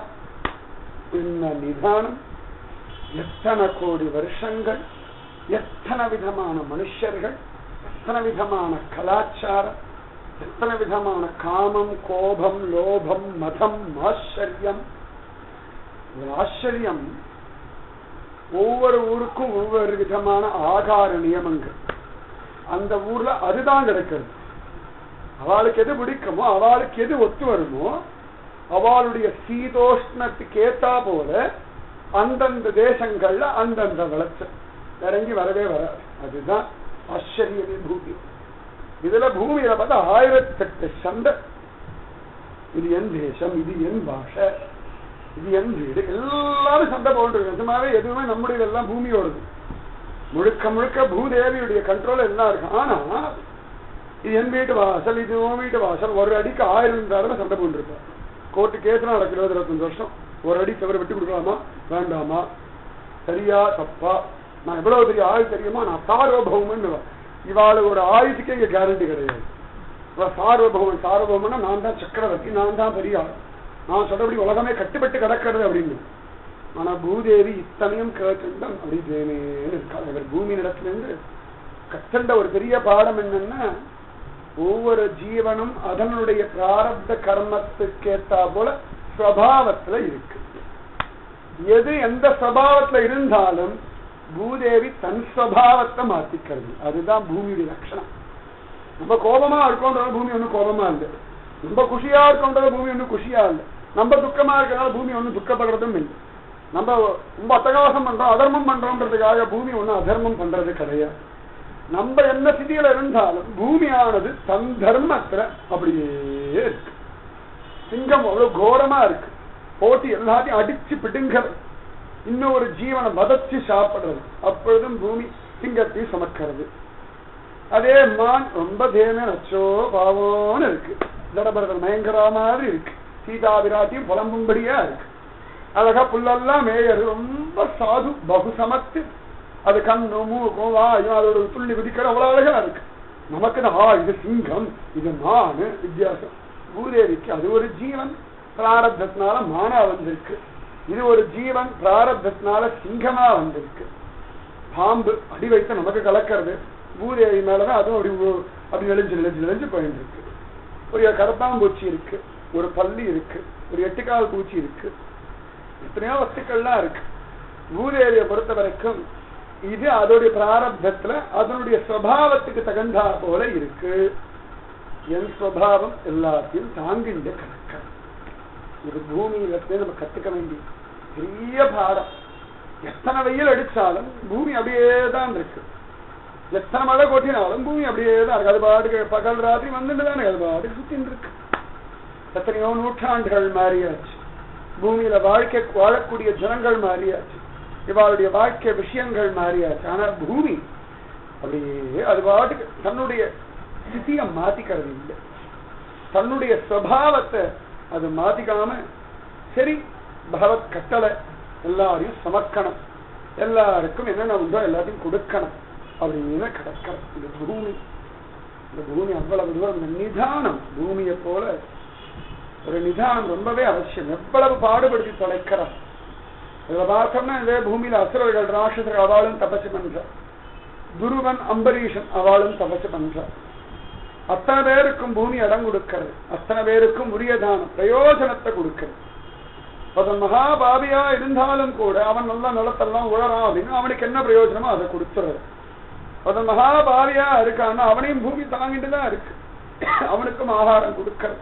நான் அவனுக்கு கொடுக்க மாட்டேன், எனக்கு இவாளை பிடிக்கும் எனக்கு அவளை பிடிக்காது அப்படின்னு நினைக்கிறது. அது பாட்டுக்கு தான் பகவானுடைய தாசி, நான் பகவானுடைய சொத்து. யார் எந்த சுபாவத்துல இருந்தாலும் என் சுபாவம் இதுதான். யாருடையதான குணமோ தோஷமோ பூமியை பாதிக்காம இருக்கு. ரொம்ப முக்கியம். எத்தனை பேரோட நம்ம இருந்தாலும் அவ எவ்வளவு மோசமானவாளா இருந்தாலும் எதுவுமே நம்மளை பாதிக்காம இருக்கணும். பிரகல்லாதன் போல இரண்யகசிபு எல்லாரையும் பாதிக்கிறான், ஆனா பிரகல்லாதனை பாதிக்க அவனால முடியல. நாராயணா சொல்லப்படாது, நாராயணன் தெய்வம் இல்ல, தெய்வம்னு ஒண்ணு கிடையாது, லோகத்துக்கு நான் தான் எல்லாமே அப்படின்னு சொல்ற சமயத்தோட பிரகா இல்லப்பா நாராயணன் இருக்கான், எங்கும் இளம் கண்ணன் தெரியுமோன்னா சம்பேன துஷ்யதே தெரியலாம்பா அப்படின்னு அவ்வளவு தூரம் நம்ம ஸ்திதியை மாத்திக்காம இருக்கணும். அவ கோபப்படுறா, அவ அசிங்கப்படுத்துறா, அவ கேவலப்படுத்துறா, அதுக்காக நம்மளும் அதே மாதிரி இறங்கணும் அவசியம் இல்லை. பூமி அப்படியே தானே இருக்குது. பாலா போன பூமியில வந்து குறைந்து குறைச்சிட்டோம்னு நம்ம சொல்றோம். அதுக்காக பூமி பாலா போன மனுஷால சமந்து தொலைறேன்னு புலம்புறது இல்லை. அத்தனை சிரேஷ்டம் இந்த பூமி. எல்லா விதத்திலையும் ஒரே ஸ்திதியில சமத்துவம் யோகம் உச்சியத்தேன்னு கீதையில பகவான் சொல்றான். அந்த மாதிரி சமமா இருக்கு. எல்லா காலத்திலையுமே ஒரே ஸ்திதியில தான் இந்த பூமி. அக்ரூரர் இருந்தார், கம்சன் இருந்தான், இரண்யாக்ஷன், இரண்ய கதிபு, பிரகல்லாதன், எல்லாரிடத்திலையும் பூமியானவள் ஒரே ஸ்திதியில தான் இருப்பாள். எந்த விதத்திலையும் எதையும் ஒழிச்சு வச்சுக்கிறது. பிருத்திமகா சக்கரவர்த்தி கூட நீ எல்லாத்தையும் ஒழிச்சு வச்சுருக்க, உன வதம் பண்றேன்னு சொல்ற சமயத்தை கூட பூதேவி நான் ஒழிச்சு வச்சுக்கல, அது தானா ஜீரணமாயிடுத்து, நீங்க கரங்கோன்னு சொல்ல திரும்பி எல்லாத்தையும் கறந்து கொடுக்கிறார். அந்த பூமி எல்லாரோட பழகினாலும் அது எந்த விதமான தோஷ சம்பந்தம் இல்லாமல் தன்னுடைய தர்மத்தை விடாம இருக்கணும். சேயான் ஸ்வதர்மோ விகுணக அப்படின்னு சொல்லும்படியா தன்னுடைய தர்மத்துல நிலச்சு நிக்கிறதோன்னு. அந்த மாதிரி நம்ம எத்தனை பேரிடத்துல பழகினாலும் யார் எப்படி நடந்துட்டாலும் நம்முடைய தர்மத்தை விட்டு விலகப்படாது. வித்துரவர் போல துரியோதன் எப்படி இருந்தாலும் அவனுக்கு என்ன உண்டோ ஹிதம் சொன்னார். பஞ்சபாண்டவர்கள் என்ன ஹிதம் உண்டோ அதை சொன்னார். தன்னுடைய தர்மத்திலே ஒரு விலகல. துரியோதனன் தன்னை கேவலப்படுத்துறான், தன்னை அசிங்கப்படுத்துறான் நினைக்கவே இல்லை. தன் தர்மம் என்ன உண்டோ அதெல்லாம் சொல்லிட்டு இருந்தான். அவனை நல்வழிப்படுத்துறன்னு தன்னுடைய தர்மத்தை என்ன உண்டோ எல்லாத்தையும் பண்ணிட்டு இருந்தான். பஞ்சபாண்டவாளுக்கு அவன் தர்மத்தில் இருக்கான தர்மத்துக்கு வேண்டிய நுணுக்கங்களை சொல்லி கொடுத்தார். திருதராசனுக்கு கூட அவன் சொன்னா எனக்கு தர்மத்தை சொல்லிடாப்பா வித்ரா, நீ சொல்லி என் மனசாந்தி ஆகும்னு சொல்ல வித்ரனுக்கு நீ சொல்ற எல்லாத்தையும் கேட்ட உடனே திருதராசன் இவ்வளவு எல்லா விஷயத்தையும் சொல்றீங்க, தத்துவத்தை சொன்னேன், வேத சாரத்தை சொன்னேன்னா வித்ரா சொல்றப்பா அது சொல்றது எனக்கு கிடையாது. எல்லாம் நீ பெரிய ஞானிகள் மகாத்மாக்கள் சனகாதி முனிவர்களை கேட்கணும், எனக்கு சொல்ற அருகதை கிடையாதுன்னு ஒதுவிட தன் தர்மத்திலேருந்து விலகலையா. திருதராசன் மகாபாபம் பண்றான், துரியோதன் மகாபாபம் பண்றான்னு இவரும் அவர்களோட சேர்ந்து சகுனி மாறி கர்ணன் மாறி பாபம் பண்ணல. தன் சிட்டியிலிருந்து மாறவே இல்லை. இந்த நிதானம் நிதானம். அவ என்ன கோச்சுட்டா, அவ என் முகத்தை முழிக்க மாட்டேன், நான் மட்டும் நடக்கும் அவன் முகத்தை முழிக்க வேண்டாம் சொல்றோம் இல்லையா. அவளுக்கு அவ்வளவுனா எனக்கு இவ்வளவு இல்லையா. நிறைய வசனங்கள்லாம் சொல்லுவோம். ஆனா பூமாதேவி என்னைக்கு ஒரு நாள் அந்த மாதிரி வசனம் பேசுறதே.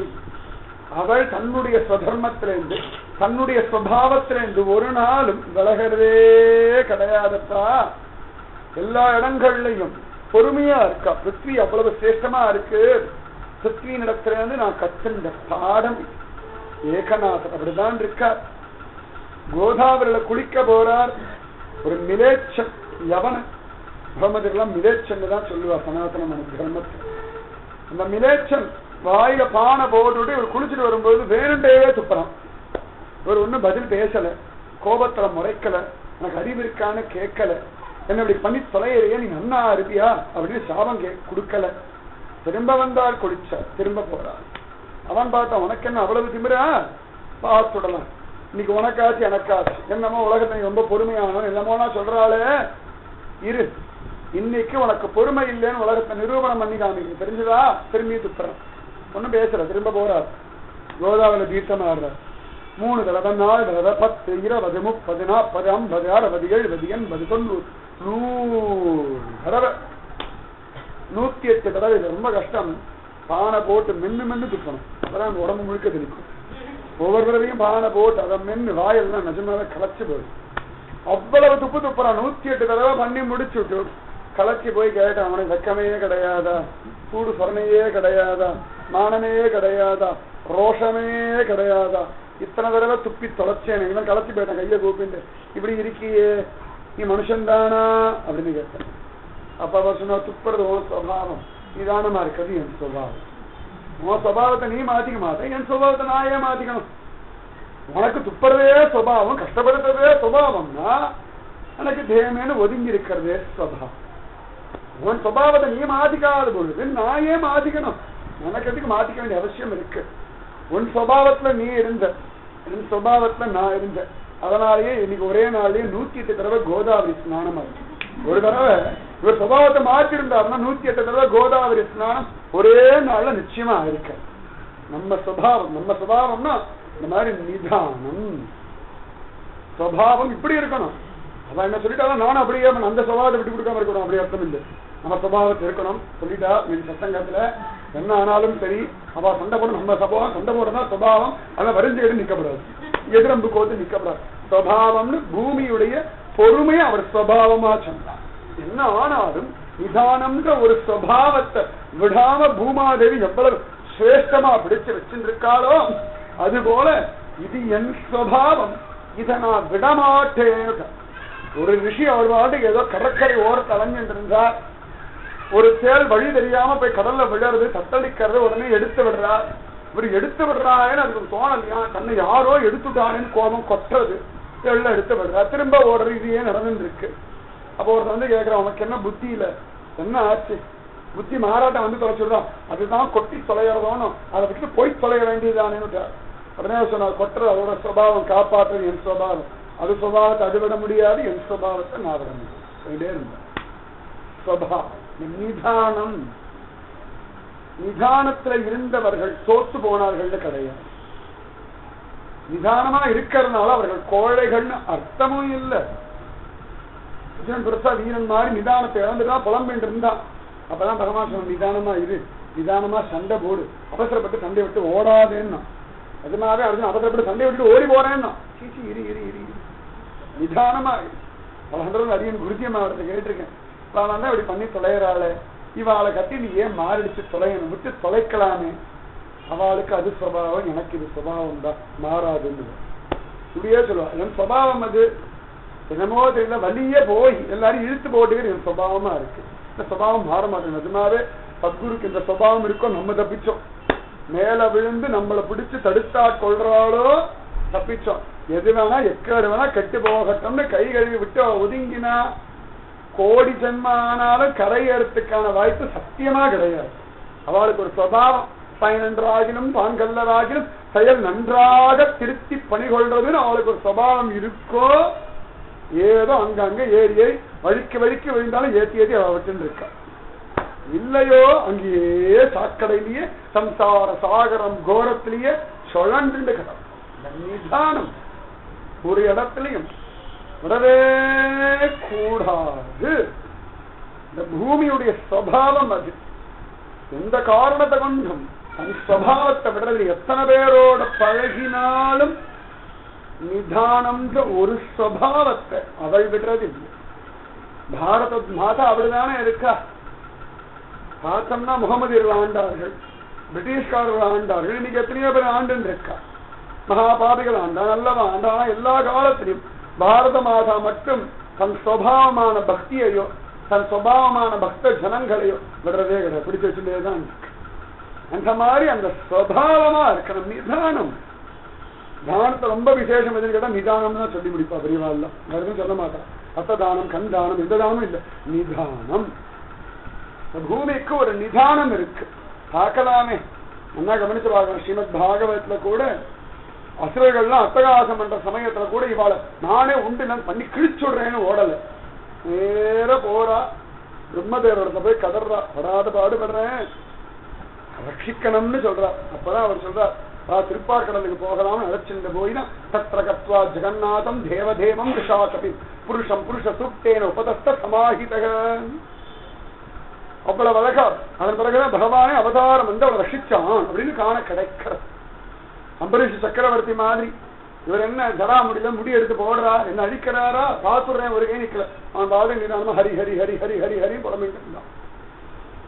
அவர் எல்லா லோகத்தையும் துரத்துறது சுதர்சன சக்கரம். ஒரு வருஷம் கழிச்சு அவர் திரும்பி அது வரைக்கும் நிதானமா ஹரி ஹரி ஹரி ஹரி ஹரி ஹரி ஹரி. கோபப்படுறது துர்வாசருடைய சுபாவம், நிதானமா இருக்கிறது அம்பரீஷனுடைய சுபாவம். அந்த மாதிரி சுபாவம், அந்த நிதானம், பொறுமை, நிஜமாவே அந்த பொறுமையோட இருக்கணும். எந்த சமயத்திலும் நிதானத்தை விட்டுடக்கூடாது. ராதிகா போல பகவான் அந்தர்தானமே ஆன பிறகு கூட எதுக்கடி அழகு சும்மா அழுது புலம்புறத காட்டிலும் பஜனை பண்ணலாம். பிரபு தானா வருவான்னு இருந்தாலே சபா பிரேமஸ்வரூபினி மாட்டா, மாத்திக்கவே மாட்டா. மாத்திக்கவே மாட்டா. தாயா சீதாபிராஜி ஆஞ்சநேய மூர்த்தி கிழிக்கணும், அன்னம் படுத்தது அஞ்சும் படுத்தணும். அன்னம் படாத பாடுபடணும், அறுக்கிறது, அடிக்கிறது, இடிக்கிறது, வடிக்கிறது, கடிக்கிறது, படாத பாடுபடுறது. அந்த மாதிரி இந்த ரோஷத்துக்கு நான் படாத பாடுபடுத்துறேன். அரே பிளவங்கவ, அது வரைக்கும் வானரோத்தமா அப்படின்னு சொல்லி அப்ப பிளவன் யார குரங்க புத்தி இப்படிதானா? ராமனுக்கு கோபம் வந்தா நான் சமாதானப்படுத்துவேன், நானும் கோபப்பட்டா நீ சமாதானப்படுத்துவேன்னு பார்த்த குரங்கு புத்தியை காமிச்சு தொலைச்சுட்டியே. யாரிடத்துல குத்தம் இல்லை, யாரிடத்துல குத்தம் இல்லை. காரியம் கருணமாரியேன, உத்தமமானவர்கள் கருணையை தான் பண்ணணும். தெரிஞ்சுதா? பாவம் யாரெல்லாம் விட்டுடும். ராவணன் படுத்தி தொலைச்சான்றதுக்காக என்ன படுத்தினா? அவளுக்கு என்ன என்னால ஆசையா? ஒரு மண்ணங்கட்டியும் கிடையாது. என்ன ஆச்சரியம்னா ஸ்ரீஜடைக்கும் அதே அனுகிரகம், தன்னை கஷ்டப்படுத்தின ராட்சசிகளுக்கும் அதே அனுகிரகம். சீதாபிராஜியோட சுபாவம் ஏண்டா இந்த சுபாவம்னா பூமியோட சம்பந்தப்பட்டது. பூமியிலேருந்து வந்ததுனால நிதானமே சுபாவம். அத்தனை பெரிய ராட்சச கூட்டம், அத்தனை பெரிய வானவ கூட்டம். இதான் எதிர்க்க ராமன் சொல்றான், அடி என்னை பார்த்தா எனக்கு பிடிக்கல, இவ்வளவு நாள் இன்னொருத்தனுடைய அரண்மனையில் உட்கார்ந்து இருந்த கண்வழிக்காரனுக்கு தீபத்தை கண்டா ஆகாதது போல உன்னை கண்டா எனக்கு ஆகல. ஏதோ என் வீரத்தை காட்டணும்ன்றதுக்காக உன்னை மீட்டு விட்டேன், அவ்வளவுதானே ஒழிய உனக்கு எனக்கு ஒரு சம்பந்தம் கிடையாது. உனக்கு என்ன தோன்றது எங்க வேணா போய்க்கொண்டேன். அப்ப உடனே தாயா அவ்வளவு அழகா அக்னியில இறங்கினாலும், உனக்காக 8 மாசம் உட்காந்து தொலைச்சேனே, 10 மாசம் ராமா ராமான்னு புலம்பிட்டு இருந்தேனே, எங்க ஆத்துக்காரர் சிரேஷ்டம்னு சொல்லி தொலைச்சேனே, உண்மை கட்டின நான் என்ன புதத்தை கண்டேன்னு ஒரு வார்த்தை பேச. அதுக்கு என்ன? அக்னியில தானே இறங்கினா போச்சுன்னு இறங்கினா. அதுவும் யாரு? ஏதோ ராமன் தனியா அந்த புறத்தை நின்று எனக்கு சந்தேகம் இருக்குடி, இறங்கி காட்டுடினாலும் நியாயம். வானர கூட்டம், எந்த விதமான தர்மம் தெரியாத ராட்சச கூட்டம், அதுக்கு நடுவில் 30 கோடி தேவர்கள் பார்க்க எல்லாரும் ராவண வதம் ஆயிடுத்துன்னு வெற்றி கழிப்புல ஆனந்தத்தை மயங்கி கிடக்கிற சமயத்துல பகவான் ராமன் சீதையை இந்த பாடுபடுத்தான். அப்ப கூட சீதை அக்னியில இறங்கி தான் பரிசுத்தமானவள் நிரூபணம் பண்ணாலே ஒழிய சீ போ உனக்காக இப்படி நாள் இருந்தேன் ஒரு பிரயோஜனம் இல்லைன்னு போகல. அதே மாதிரி ஒரு வண்ணான்னு சொன்னான்றதுக்காக கொண்டு விட்டா கூட சரி, இதுவும் நல்லதுதானே. கிளம்புறேன்னு கிளம்பின ஒரு இடத்துல கூட ராமனை கேவலமா பேசினான்னு இல்லை. அவ்வளவு சிரேஷ்டம், வசதி, அந்த நிதானம் ரொம்ப இருக்கணும். எந்த இடத்துலையும் விடக்கூடாது. நிஜமாவே ஒவ்வொரு நாளும் பூமியில நடக்கிறோமே, கோபம் வந்தா வீசி அடிப்போம், கோபம் வந்தா உடைப்போம், அப்போதும் பூமி செழிப்பாம அடிக்கிறோம் அப்படின்னு இருக்கு. இந்த குழந்தைகள்லாம் சமயத்துல கோபம் வந்தா அம்மாவை போட்டு அடி அடி அடிக்கும். சமயத்தில் நமக்கே சிரிப்பு வரும், அடிக்காதுன்னு சொல்லும். சமயத்தை நம்மளும் திரும்பி மொட்டிடுவோம், நீயா நானா பார்ப்போம். அதெல்லாம் ஒன்று பார்த்துருக்கேன். குழந்தை ஆசைப்பட்டு ஏதோ ஒரு குஷியில கடிச்சு நானும் உன்னை கடிக்கிறேன், அப்புறம் உனக்கு திரும்பி கடிச்சாங்க. அது ஏதோ ஆத்திர கடிச்சு விடுது, பரவாயில்ல இனிமேல் கடிக்கப்படாதுன்னு சொல்லி கொடுக்க மாட்டேன். என்ன கடிச்சல்ல, உனக்கு வலிச்சாதான் உனக்கு ஒரு கடி உண்டு, உங்களுக்கே தெரியும், நான் சொல்ல வேண்டிய அவசியம் இல்லை. அந்த மாதிரி இல்லையா பூமா, அது பாட்டுக்கு இருக்கா பூமா. ஒரு ரிஷி, ஒரு ஞானி, பக்தன், பகவான திடமா நம்புறவன், அவன் பாட்டுக்கு என்ன நடந்தாலும் எல்லாம் எதிர்ச்சையா, தெய்வ சங்கல்பம் எதிர்ச்சையா, அவ்வளவுதான் நடக்கிறதா எதிர்ச்சையா. அம்பு படிக்கல விழுந்தமா, இதுவும் எதிர்ச்சியா விழுந்தாரு பீஷ்ம பிதாமகர். ஏண்டா கிருஷ்ணா அவ்வளவு நாமஜபம் பண்ணேன்னு கடைசியில அம்பு படிக்கல விழ வச்சுட்டியே, ஒரு சிகண்டிய முன்னாடி நிக்க வச்சு ஏமாத்தி தள்ளிட்டிய, ஒரு வார்த்தை சொல்லு எதிர்ச்சையா. எதிர்ச்சையா தெய்வம் வந்துடுத்து சகசநாமம் சொல்லி சொல்றேன்டாப்பா. இவ்வளவு நாள் சொல்ல முடியல, எப்ப சொல்றீங்க, இப்பதான் உனக்கு ஒழுங்கா சொல்ல. சரி சொல்றேன். எல்லா தர்மத்தையும் சொன்னார்னா இந்த விழுந்த பொழுது கூட நிதானத்தை அடக்கல். அப்ப கூட அப்பா உத்தராயணம் வந்துடுத்து, கிளம்பட்டுமா, நீ நிக்கிறையா, உன்னை பார்த்துட்டு போறேன்னு இருந்தார். அந்த நிதானம் அவ்வளவு சிரேஷ்டம். ஒரு இடத்துல கூட தன் நிதானத்தை அடக்கவே இல்லை பீஷ்ம பிதாமக.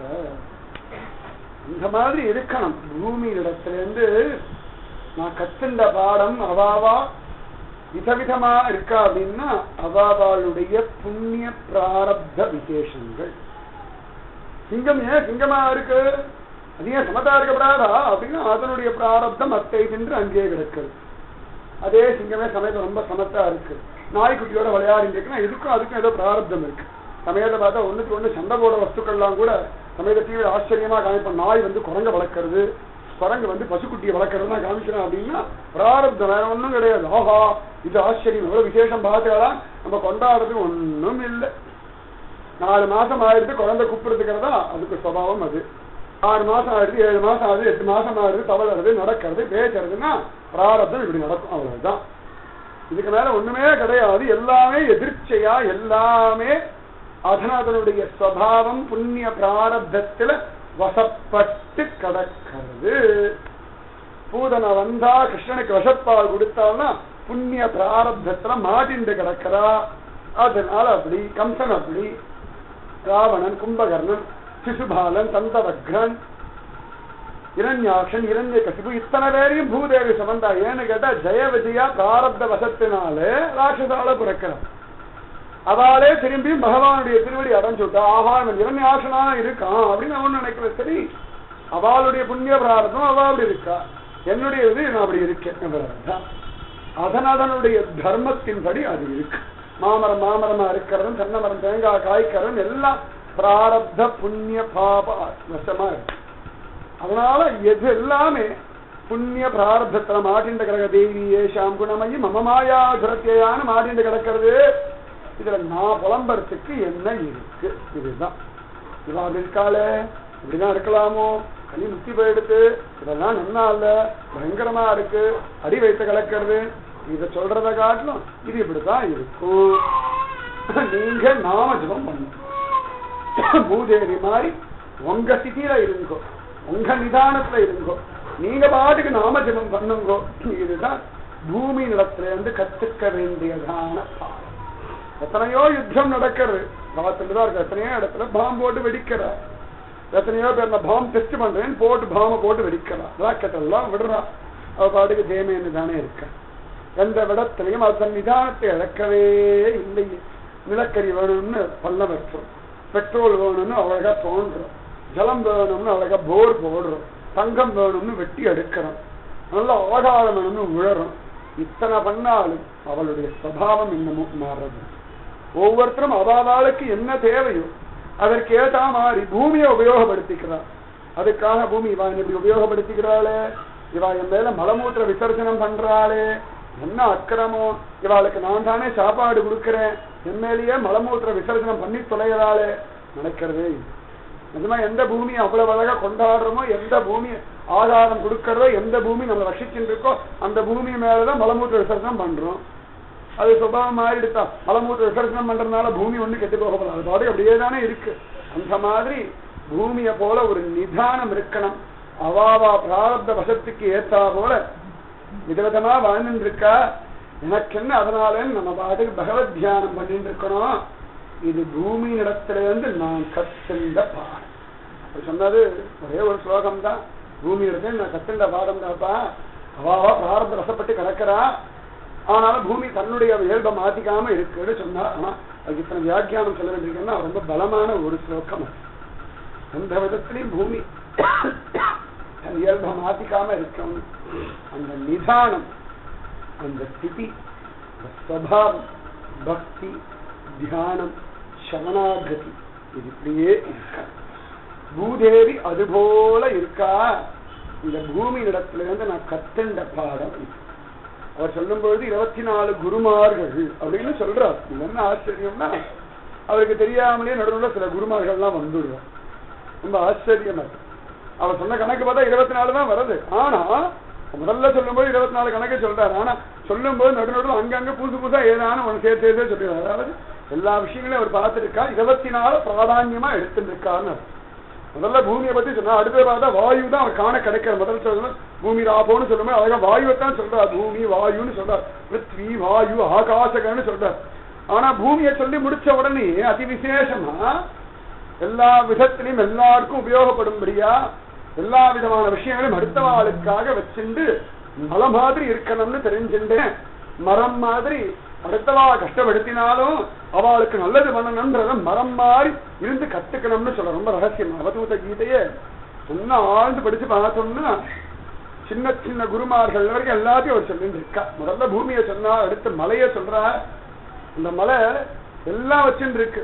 நிறைய மரம் இருக்கும், நிறைய என்னமோலாம் உண்டு. எல்லாமே அடுத்த வாழ்க்காக தனக்குன்னு எதையும் வச்சுக்கிறது கிடையாது.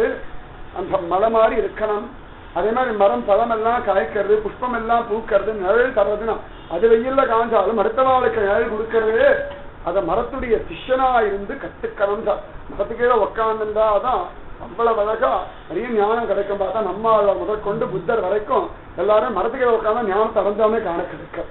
ஏன்னா அது வெயில்ல காயறது, அது படாத பாடுபடுறது, அது மழையில நனைகிறது, அது கஷ்டப்பட்டு ஜலத்தை எல்லாம் உறிஞ்சிக்கிறது, அதுவா பூ பூக்கிறது, அதுவா காய் காய்க்கிறது, அதுவா பழுக்கிறது. பிரயோஜனம் நமக்கு அதுக்கு ஒரு பணம் சாப்பிடுறதில்லை. இத்தனை பணம் காய்ச்சிருக்கேனே நான் ஒன்னா இருக்கணும், 5 பணம் எங்கிட்ட கொடுன்னு சொல்றது இல்லை. அது பாடு எத்தனை பணத்தை நமக்கு கொடுத்துடுறதானோ அந்த மாதிரி மரத்துடைய சிஷ்யனா இருந்து எல்லாரும் அந்த விஷயத்தை கத்துக்கணும். அதாவது பரோபகாரம் இதம் சரி. கிருஷ்ணனே சொல்றான் ஸ்ரீமத் பாகவத்துல, அறிவொன்றும் இல்லாத ஆய்வுலத்து கூட்டத்தை கூட்டிட்டு பாருங்கூடா, இந்த மரம் எல்லாம் எவ்வளவு சமத்தா இருக்கு, ஒரு வார்த்தை கேட்கறது இல்லை, நிக்கிற நிக்கிறியோன்னு 11 மாசம் அக்ரிமெண்ட் போட்டுக்கலாம், எத்தனை நாள் நிக்கிறியோ அதுக்கெல்லாம் 1 மணி நேரம் பைசா கொடுத்துடணும், 2 மணி நேரத்துக்கு இவ்வளவு பைசா, 10 மாசம் உங்க ஆத்தம் பழம் காய்க்கிறதுனா அதுக்கு எவ்வளவு பணம் தர, எவ்வளவு சம்பாதிக்கும், ஒரு டீல் பேசுறது இல்லை. அது பாட்டுக்கு இருக்கு. அந்த வெட்டினாலும் கூட அது பாட்டுக்கு ஜெயமேன்னு இருக்கு.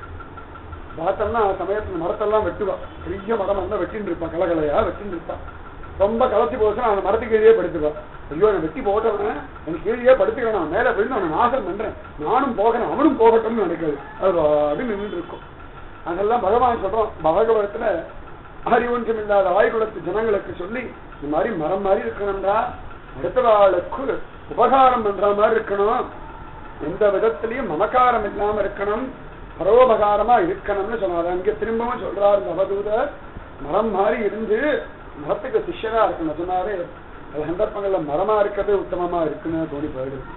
புளிய மரமா இருந்தா நம்மளோட உட்கார்ந்து இருப்பார், ஒரு போதி மரமா இருந்தா புத்தர் உட்கார்ந்து இருப்பார், காளிய காட்டு ஓரத்துல ஒரு கதம்ப மரமா இன்னைக்கு நின்றுதா பகவான் ஏரியை குடிச்சுட்டுதான் இருக்கா.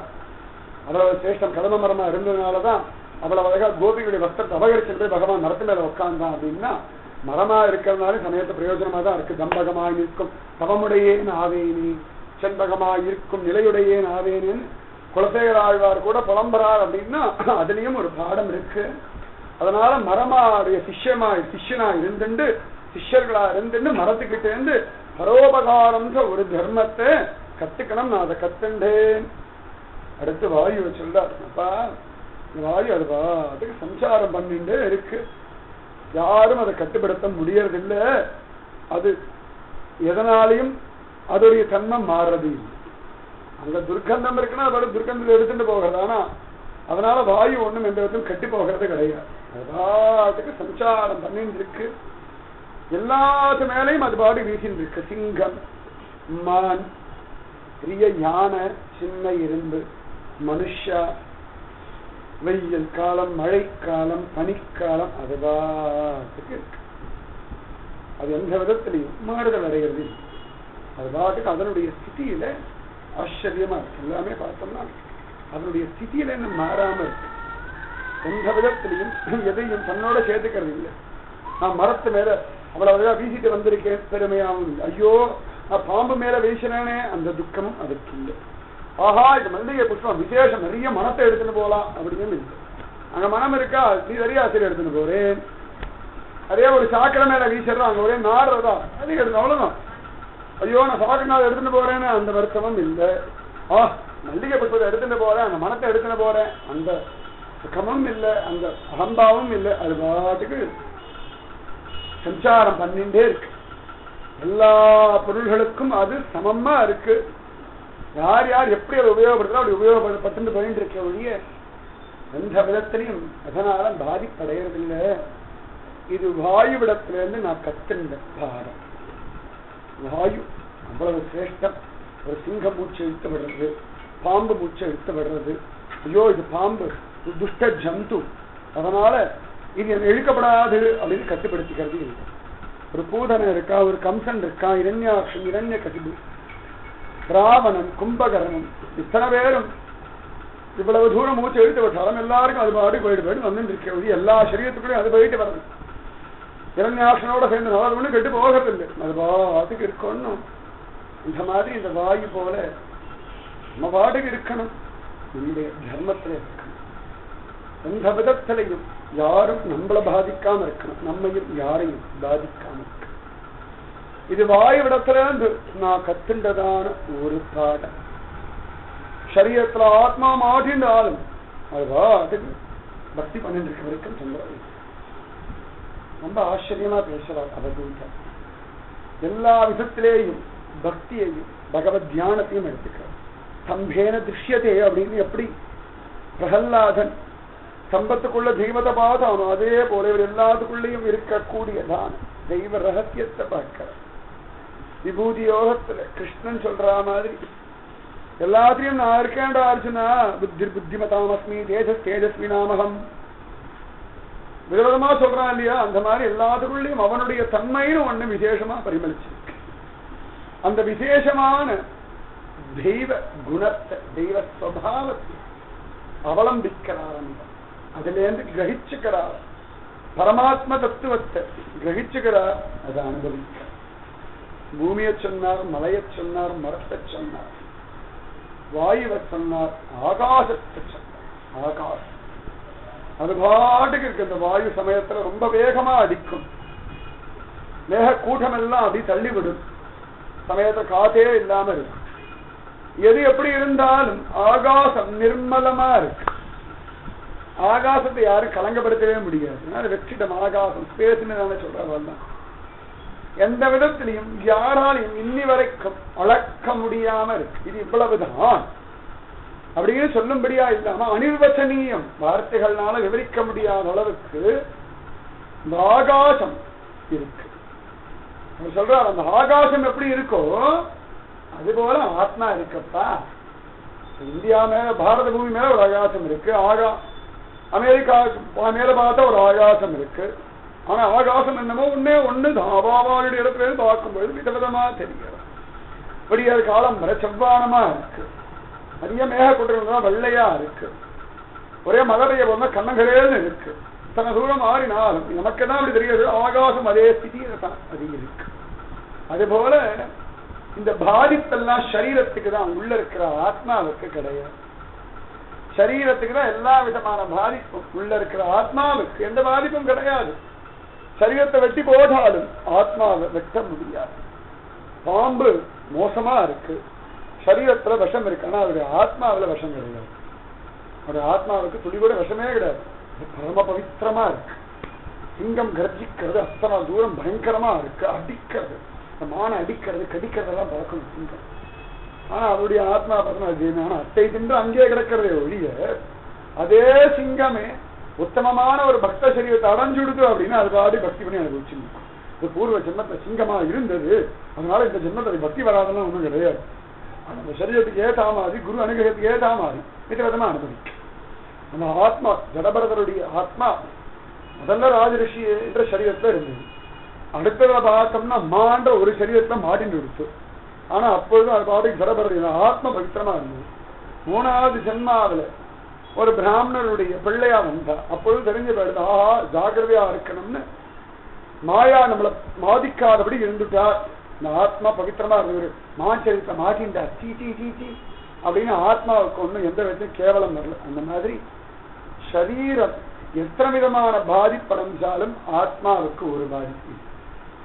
பீஷ்ம பிதாமகர் சரீரம் முழுக்க அம்பு தொலைச்சி விழுந்தாலும் ஆத்மாவில் ஒரு அம்பும் தொலைக்கல. இவர் சரீரத்துலதான் ரணம் இருந்ததை ஒழிய ஆத்மாவோட ரணம் இல்லை. ஆத்மாவோட ரணம் இல்லாததுனாலதான் சகஸ்ரநாமம் சொல்ல முடிஞ்சது. அதனால இந்த ஆகாசம் எப்படி நிர்மலமா எதனாலையும் பாதிப்படையாம இருக்கோ அதுபோல ஜீவாத்மாவும் அப்படித்தான்பா இருக்கு. எந்த விதத்திலையும் ஜீவாத்மாவுக்கு எதனாலையும் பாதிப்பு இல்லை. சரீரம் குழந்தையா இருந்தாலும் இந்த ஆத்மா ஆத்மாதான். சரீரம் வளர்ந்துடுத்து இவ வயசுக்கு வந்தாலும் அது ஆத்மாதான். கோபத்துல இருந்தாலும், குணத்தோட இருந்தாலும், தூங்கின்று இருந்தாலும், முழிச்சுட்டு இருந்தாலும் இந்த ஆத்மா எப்பொழுதுமே பவித்திரமா இருக்கு. தோஷங்கள் எல்லாம் அது சரீரத்துல அவலம்பிச்சு கிடக்கிற வரைக்கும் தான். அசுரப்பிள்ளையா இருந்தாலும் பிரகல்லாதனுடைய ஆத்மா அழகா பக்தி பண்ணிட்டேன்.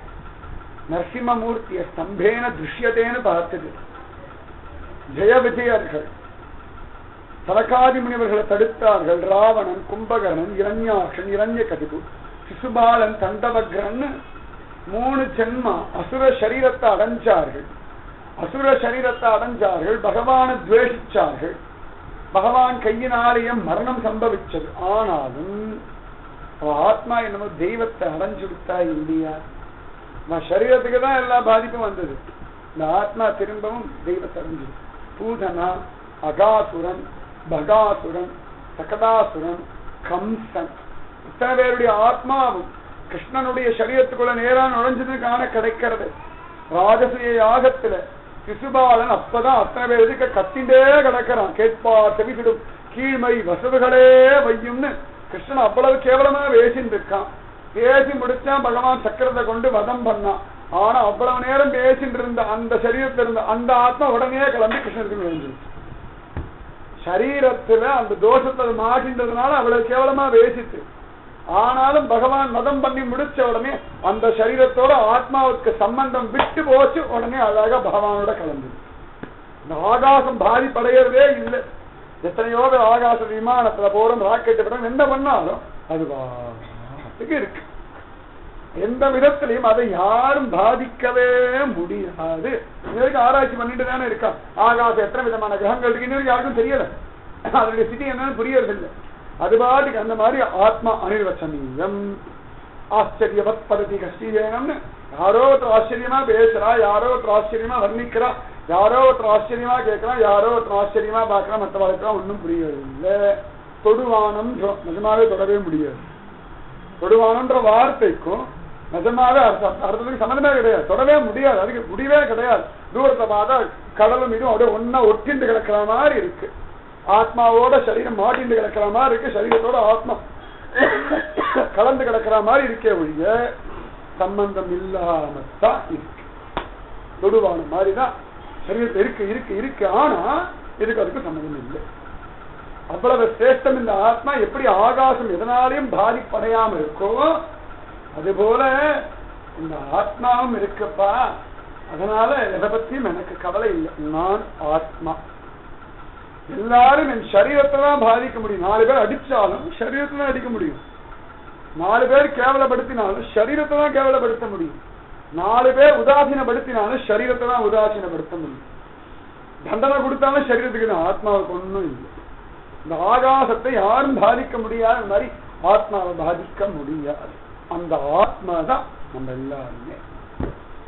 அதனால ஐயோ மழைக்காலம், ஐயோ வெயில் காலம் அப்படின்னு புலம்ப வேண்டாம். எல்லாம் சரீரத்துல சீதோஷ சமதுக்கதாக ஆகமா பாயினோ அனித்யாக தான் திதிக்ஷஸ்வ. சீதம் உஷ்ணம் சுகம் துக்கம் மானம் அவமானம் குழப்பம் பாரம் பயம் தூக்கம் கலப்பு எல்லாம் சரீரம் அதோட சம்பந்தப்பட்ட மனசுக்கு தானே ஒழிய ஆத்மாவுக்கு இல்லை. எந்த விதத்திலையும் ஆத்மாவுக்கு நஷ்டம்ன்றது கிடையாது. இந்த ஆத்மா கூட பரமாத்மா உந்தன்னோடு உறவேல் நமக்கிங்கு ஒழிக்க ஒழியாது. ஜடபரதர் தபசு பண்ணார், ராஜரிஷியா இருக்கும்போது சரீரத்தை விட்டு தொலைச்சுட்டார். மான் இடத்தை மாட்டின்றார், மான் சரீரத்தை மாட்டின்றார். அதனால அச்சோ இந்த சரீரத்தில் இருக்கும்போது உனக்கு எனக்கு சம்பந்தம் இல்லை, பரமாத்மா இல்லை. அப்பொழுது நீ ஆத்மா பூர்வ ஜன்மத்தை இந்த மாதிரி சரீரத்தை இருந்த மான் சரீரத்தை பார்த்து மாட்டின்னுட்டு திரும்பதனால இப்படி இருக்க, இப்போதுதான் ஜாகிரதையாருன்னு அந்த ஆத்மாவுக்கு அதுக்குள்ள அந்தரியாமையா இருக்கா பரமாத்மா புரிய வைக்க, ஓஹோ இந்த மான் கூட்டத்தோட சேர்ந்து இன்னும் மாட்டிக்கப்படாம ஒதுக்கி ஒதுக்கி வந்த. திரும்பியும் ஜடபரதா பிறந்த சமயத்திலையும் ஜாகிரதை 2 ஜன்மா ஏமாந்து போயிட்ட பயல 3 ஜன்மாவிலையும் முந்தன்னோடு உறவேல் நமக்கிங்கு ஒழிக்க ஒழியாது. இந்த ஆத்மாவோட பரமாத்மா பிடிச்சு ஓடி வந்து ஞாபகப்படுத்திட்டு அதையே ஞாபகம் வச்சுட்டா தனக்கு சரீரம் பிராதானியம் இல்ல, நான் இன்னாருடைய பிள்ளை, இத்தனாவது பிள்ளை, இவாள்லாம் என்ன கேவலப்படுத்துறா, என்ன ஜடம்னு சொல்றா, பைத்தியம்னு சொல்றா, மூடம்னு சொல்றா, முட்டாள்னு சொல்றா, தண்டம்னு சொல்றா, ஒன்னும் நினைக்கல. நான் பரமாத்மாவுடைய குழந்தை, நான் ஆத்மா. சரீரத்தை பார்த்துதான் ஒரு ஜன்மால ஏமாந்து போயிட்டேன், திரும்ப ஏமாறப்படாது. நான் ஆத்மா, நான் ஆத்மா, நான் ஆத்மா, நான் ஆத்மா, நான் ஆத்மா, இதே சிந்தனை இருந்தே தப்பிச்சான். இந்த சிந்தனையை விட்டு நான் இன்னாருடைய பிள்ளை, இன்னாருக்கு அண்ணா, இன்னாருக்கு தம்பி, இன்னாருடைய கணவன், இன்னாருடைய மனைவி, இன்னாருடைய குழந்தை, இந்த குலம், இந்த கோத்திரம், இத்தனை வயசு, இந்த ரூபம், ஆணு பெண்ணு, இந்த ஊரு, இந்த பாஷை, இவ்வளவு பணம், இத்தனை வித்திய, இத்தனை அவமானம், இத்தனை நல்லதுன்னு யோசனை பண்ணிட்டு இருந்தேன்னா சாந்தி இல்லை. ராத்திரி படுத்துக்கும் பொழுது நான் ஆத்மா, பரமாத்மாவுக்கு அடிமைப்பட்ட ஒரு வஸ்து நினைச்சு பாருங்க, நிம்மதியா இருக்கும். என்னோட பேர் இது, என்னோட ஊர் இது, என் பாஷை இது, எத்தனை பேருக்கு என்ன தெரியும், எத்தனை பேர் என்ன அவமானப்படுத்திருக்கா, எத்தனை பேர் என்ன கஷ்டப்படுத்திருக்கா, இதை நினைச்சுட்டு இருக்கிற வரைக்கும் சத்தியமா நிம்மதி இல்லை. இதெல்லாம் சரீர சம்பந்தப்பட்டது. எத்தனையோ ஜென்மா எவ்வளவு அவமானப்பட்டிருக்கு எல்லாம் ஞாபகம் இருக்கா? எத்தனையோ ஜென்மா எவ்வளவோ பேர் உங்களை கொண்டாடி இருக்கா ஞாபகம் இருக்கா? சின்ன வயசா இருக்கும் பொழுது உங்களை பெற்ற அம்மா அப்பாவே படுத்து தொலைகிறது பாலா போனது திட்டி இருக்கா ஞாபகம் இருக்கா? இல்லை. அதெல்லாம் தெரியாதாலும் நிம்மதியா இருக்கும். அந்த மாதிரி சின்ன குழந்தை எதுவுமே பாத்தீங்கன்னா நல்லா ஒரு 3-4 வயசுக்கு ஒண்ணுமே தெரியாது நமக்கு. எத்தனை பேர் நம்மள திட்டி இருக்கா? படுத்து தொலைகிறது பாலா போன அடுத்த ராத்திரி எழுந்து உட்காந்து விளையாடி தொலைகிறது அம்மாவே திட்டி இருப்பான். இப்ப திட்டினா நம்ம பார்த்து இப்படி சொல்லிட்டா நான் திட்டுவோம், நம்ம கூட திட்டுவோம், என்னையே பெற்றேன்னு சண்டை போடும். ஆனா சின்ன மனுஷன் ஒன்றும் தெரியாது இல்லையா? இந்த மனசு அப்படி இருக்கணும். இந்த விகல்பம் இல்லாம நான் ஆத்மா சரீரத்தை தானே தள்ளிட்டு பாருங்க. உங்க சரீரத்தை தள்ளிடுங்க சுகம். சரீரத்தை பிராதானியமா நீங்க பிடிச்சுட்டு இருக்கிற வரைக்கும் தொந்தரவு தான். ஒண்ணு அகம்பாவம் இல்லைன்னா மமக்காரம். சரீரத்தை விட்டு தொலைச்சு விட்டுறாதுன்னா சரீரத்தை விடுறதுன்னா உடனே இறந்து போகணும் அர்த்தம் இல்லை. சரீர அபிமானத்தை விட தேகாத்மா அபிமானி. அதை விட்டு ஆகாசம் போல என்ன ஆத்மா. நிஜமாவே ஆகாசத்துக்கு எல்லை இல்லாத போல ஆத்மாவுக்கு எல்லையே கிடையாது. என்ன சைஸ்ன்னு யாருமே சொல்ல, அவ்வளவு சின்னது அத்தனை பெருசு. அதனால எப்படி ஆகாசம் எதனாலையும் பாதிப்படைகிறது இல்லையோ அதுபோல ஆத்மா பாதிப்பு அடையிறது இல்ல.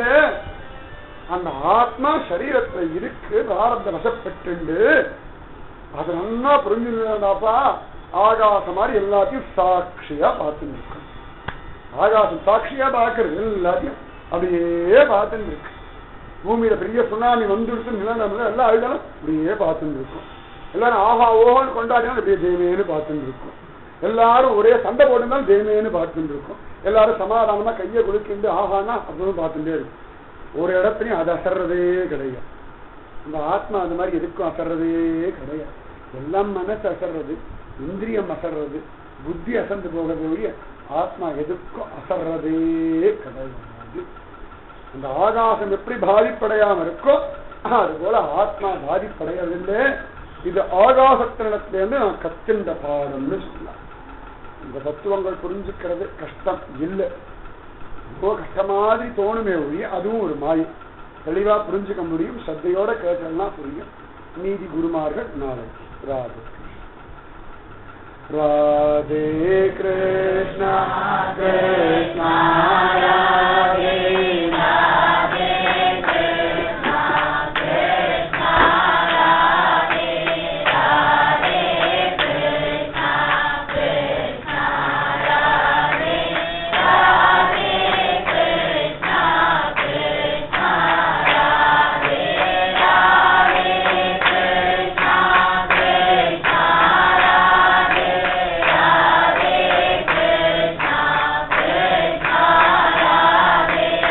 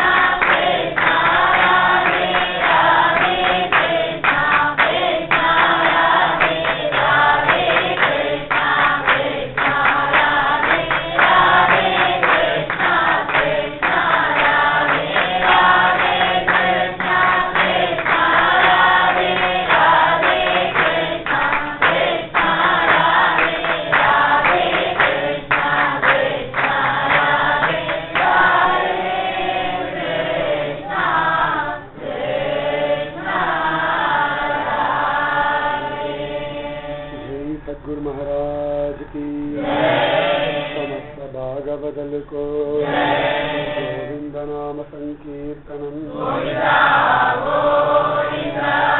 जानकी कांत स्मरणम गोपिका जीवन स्मरणम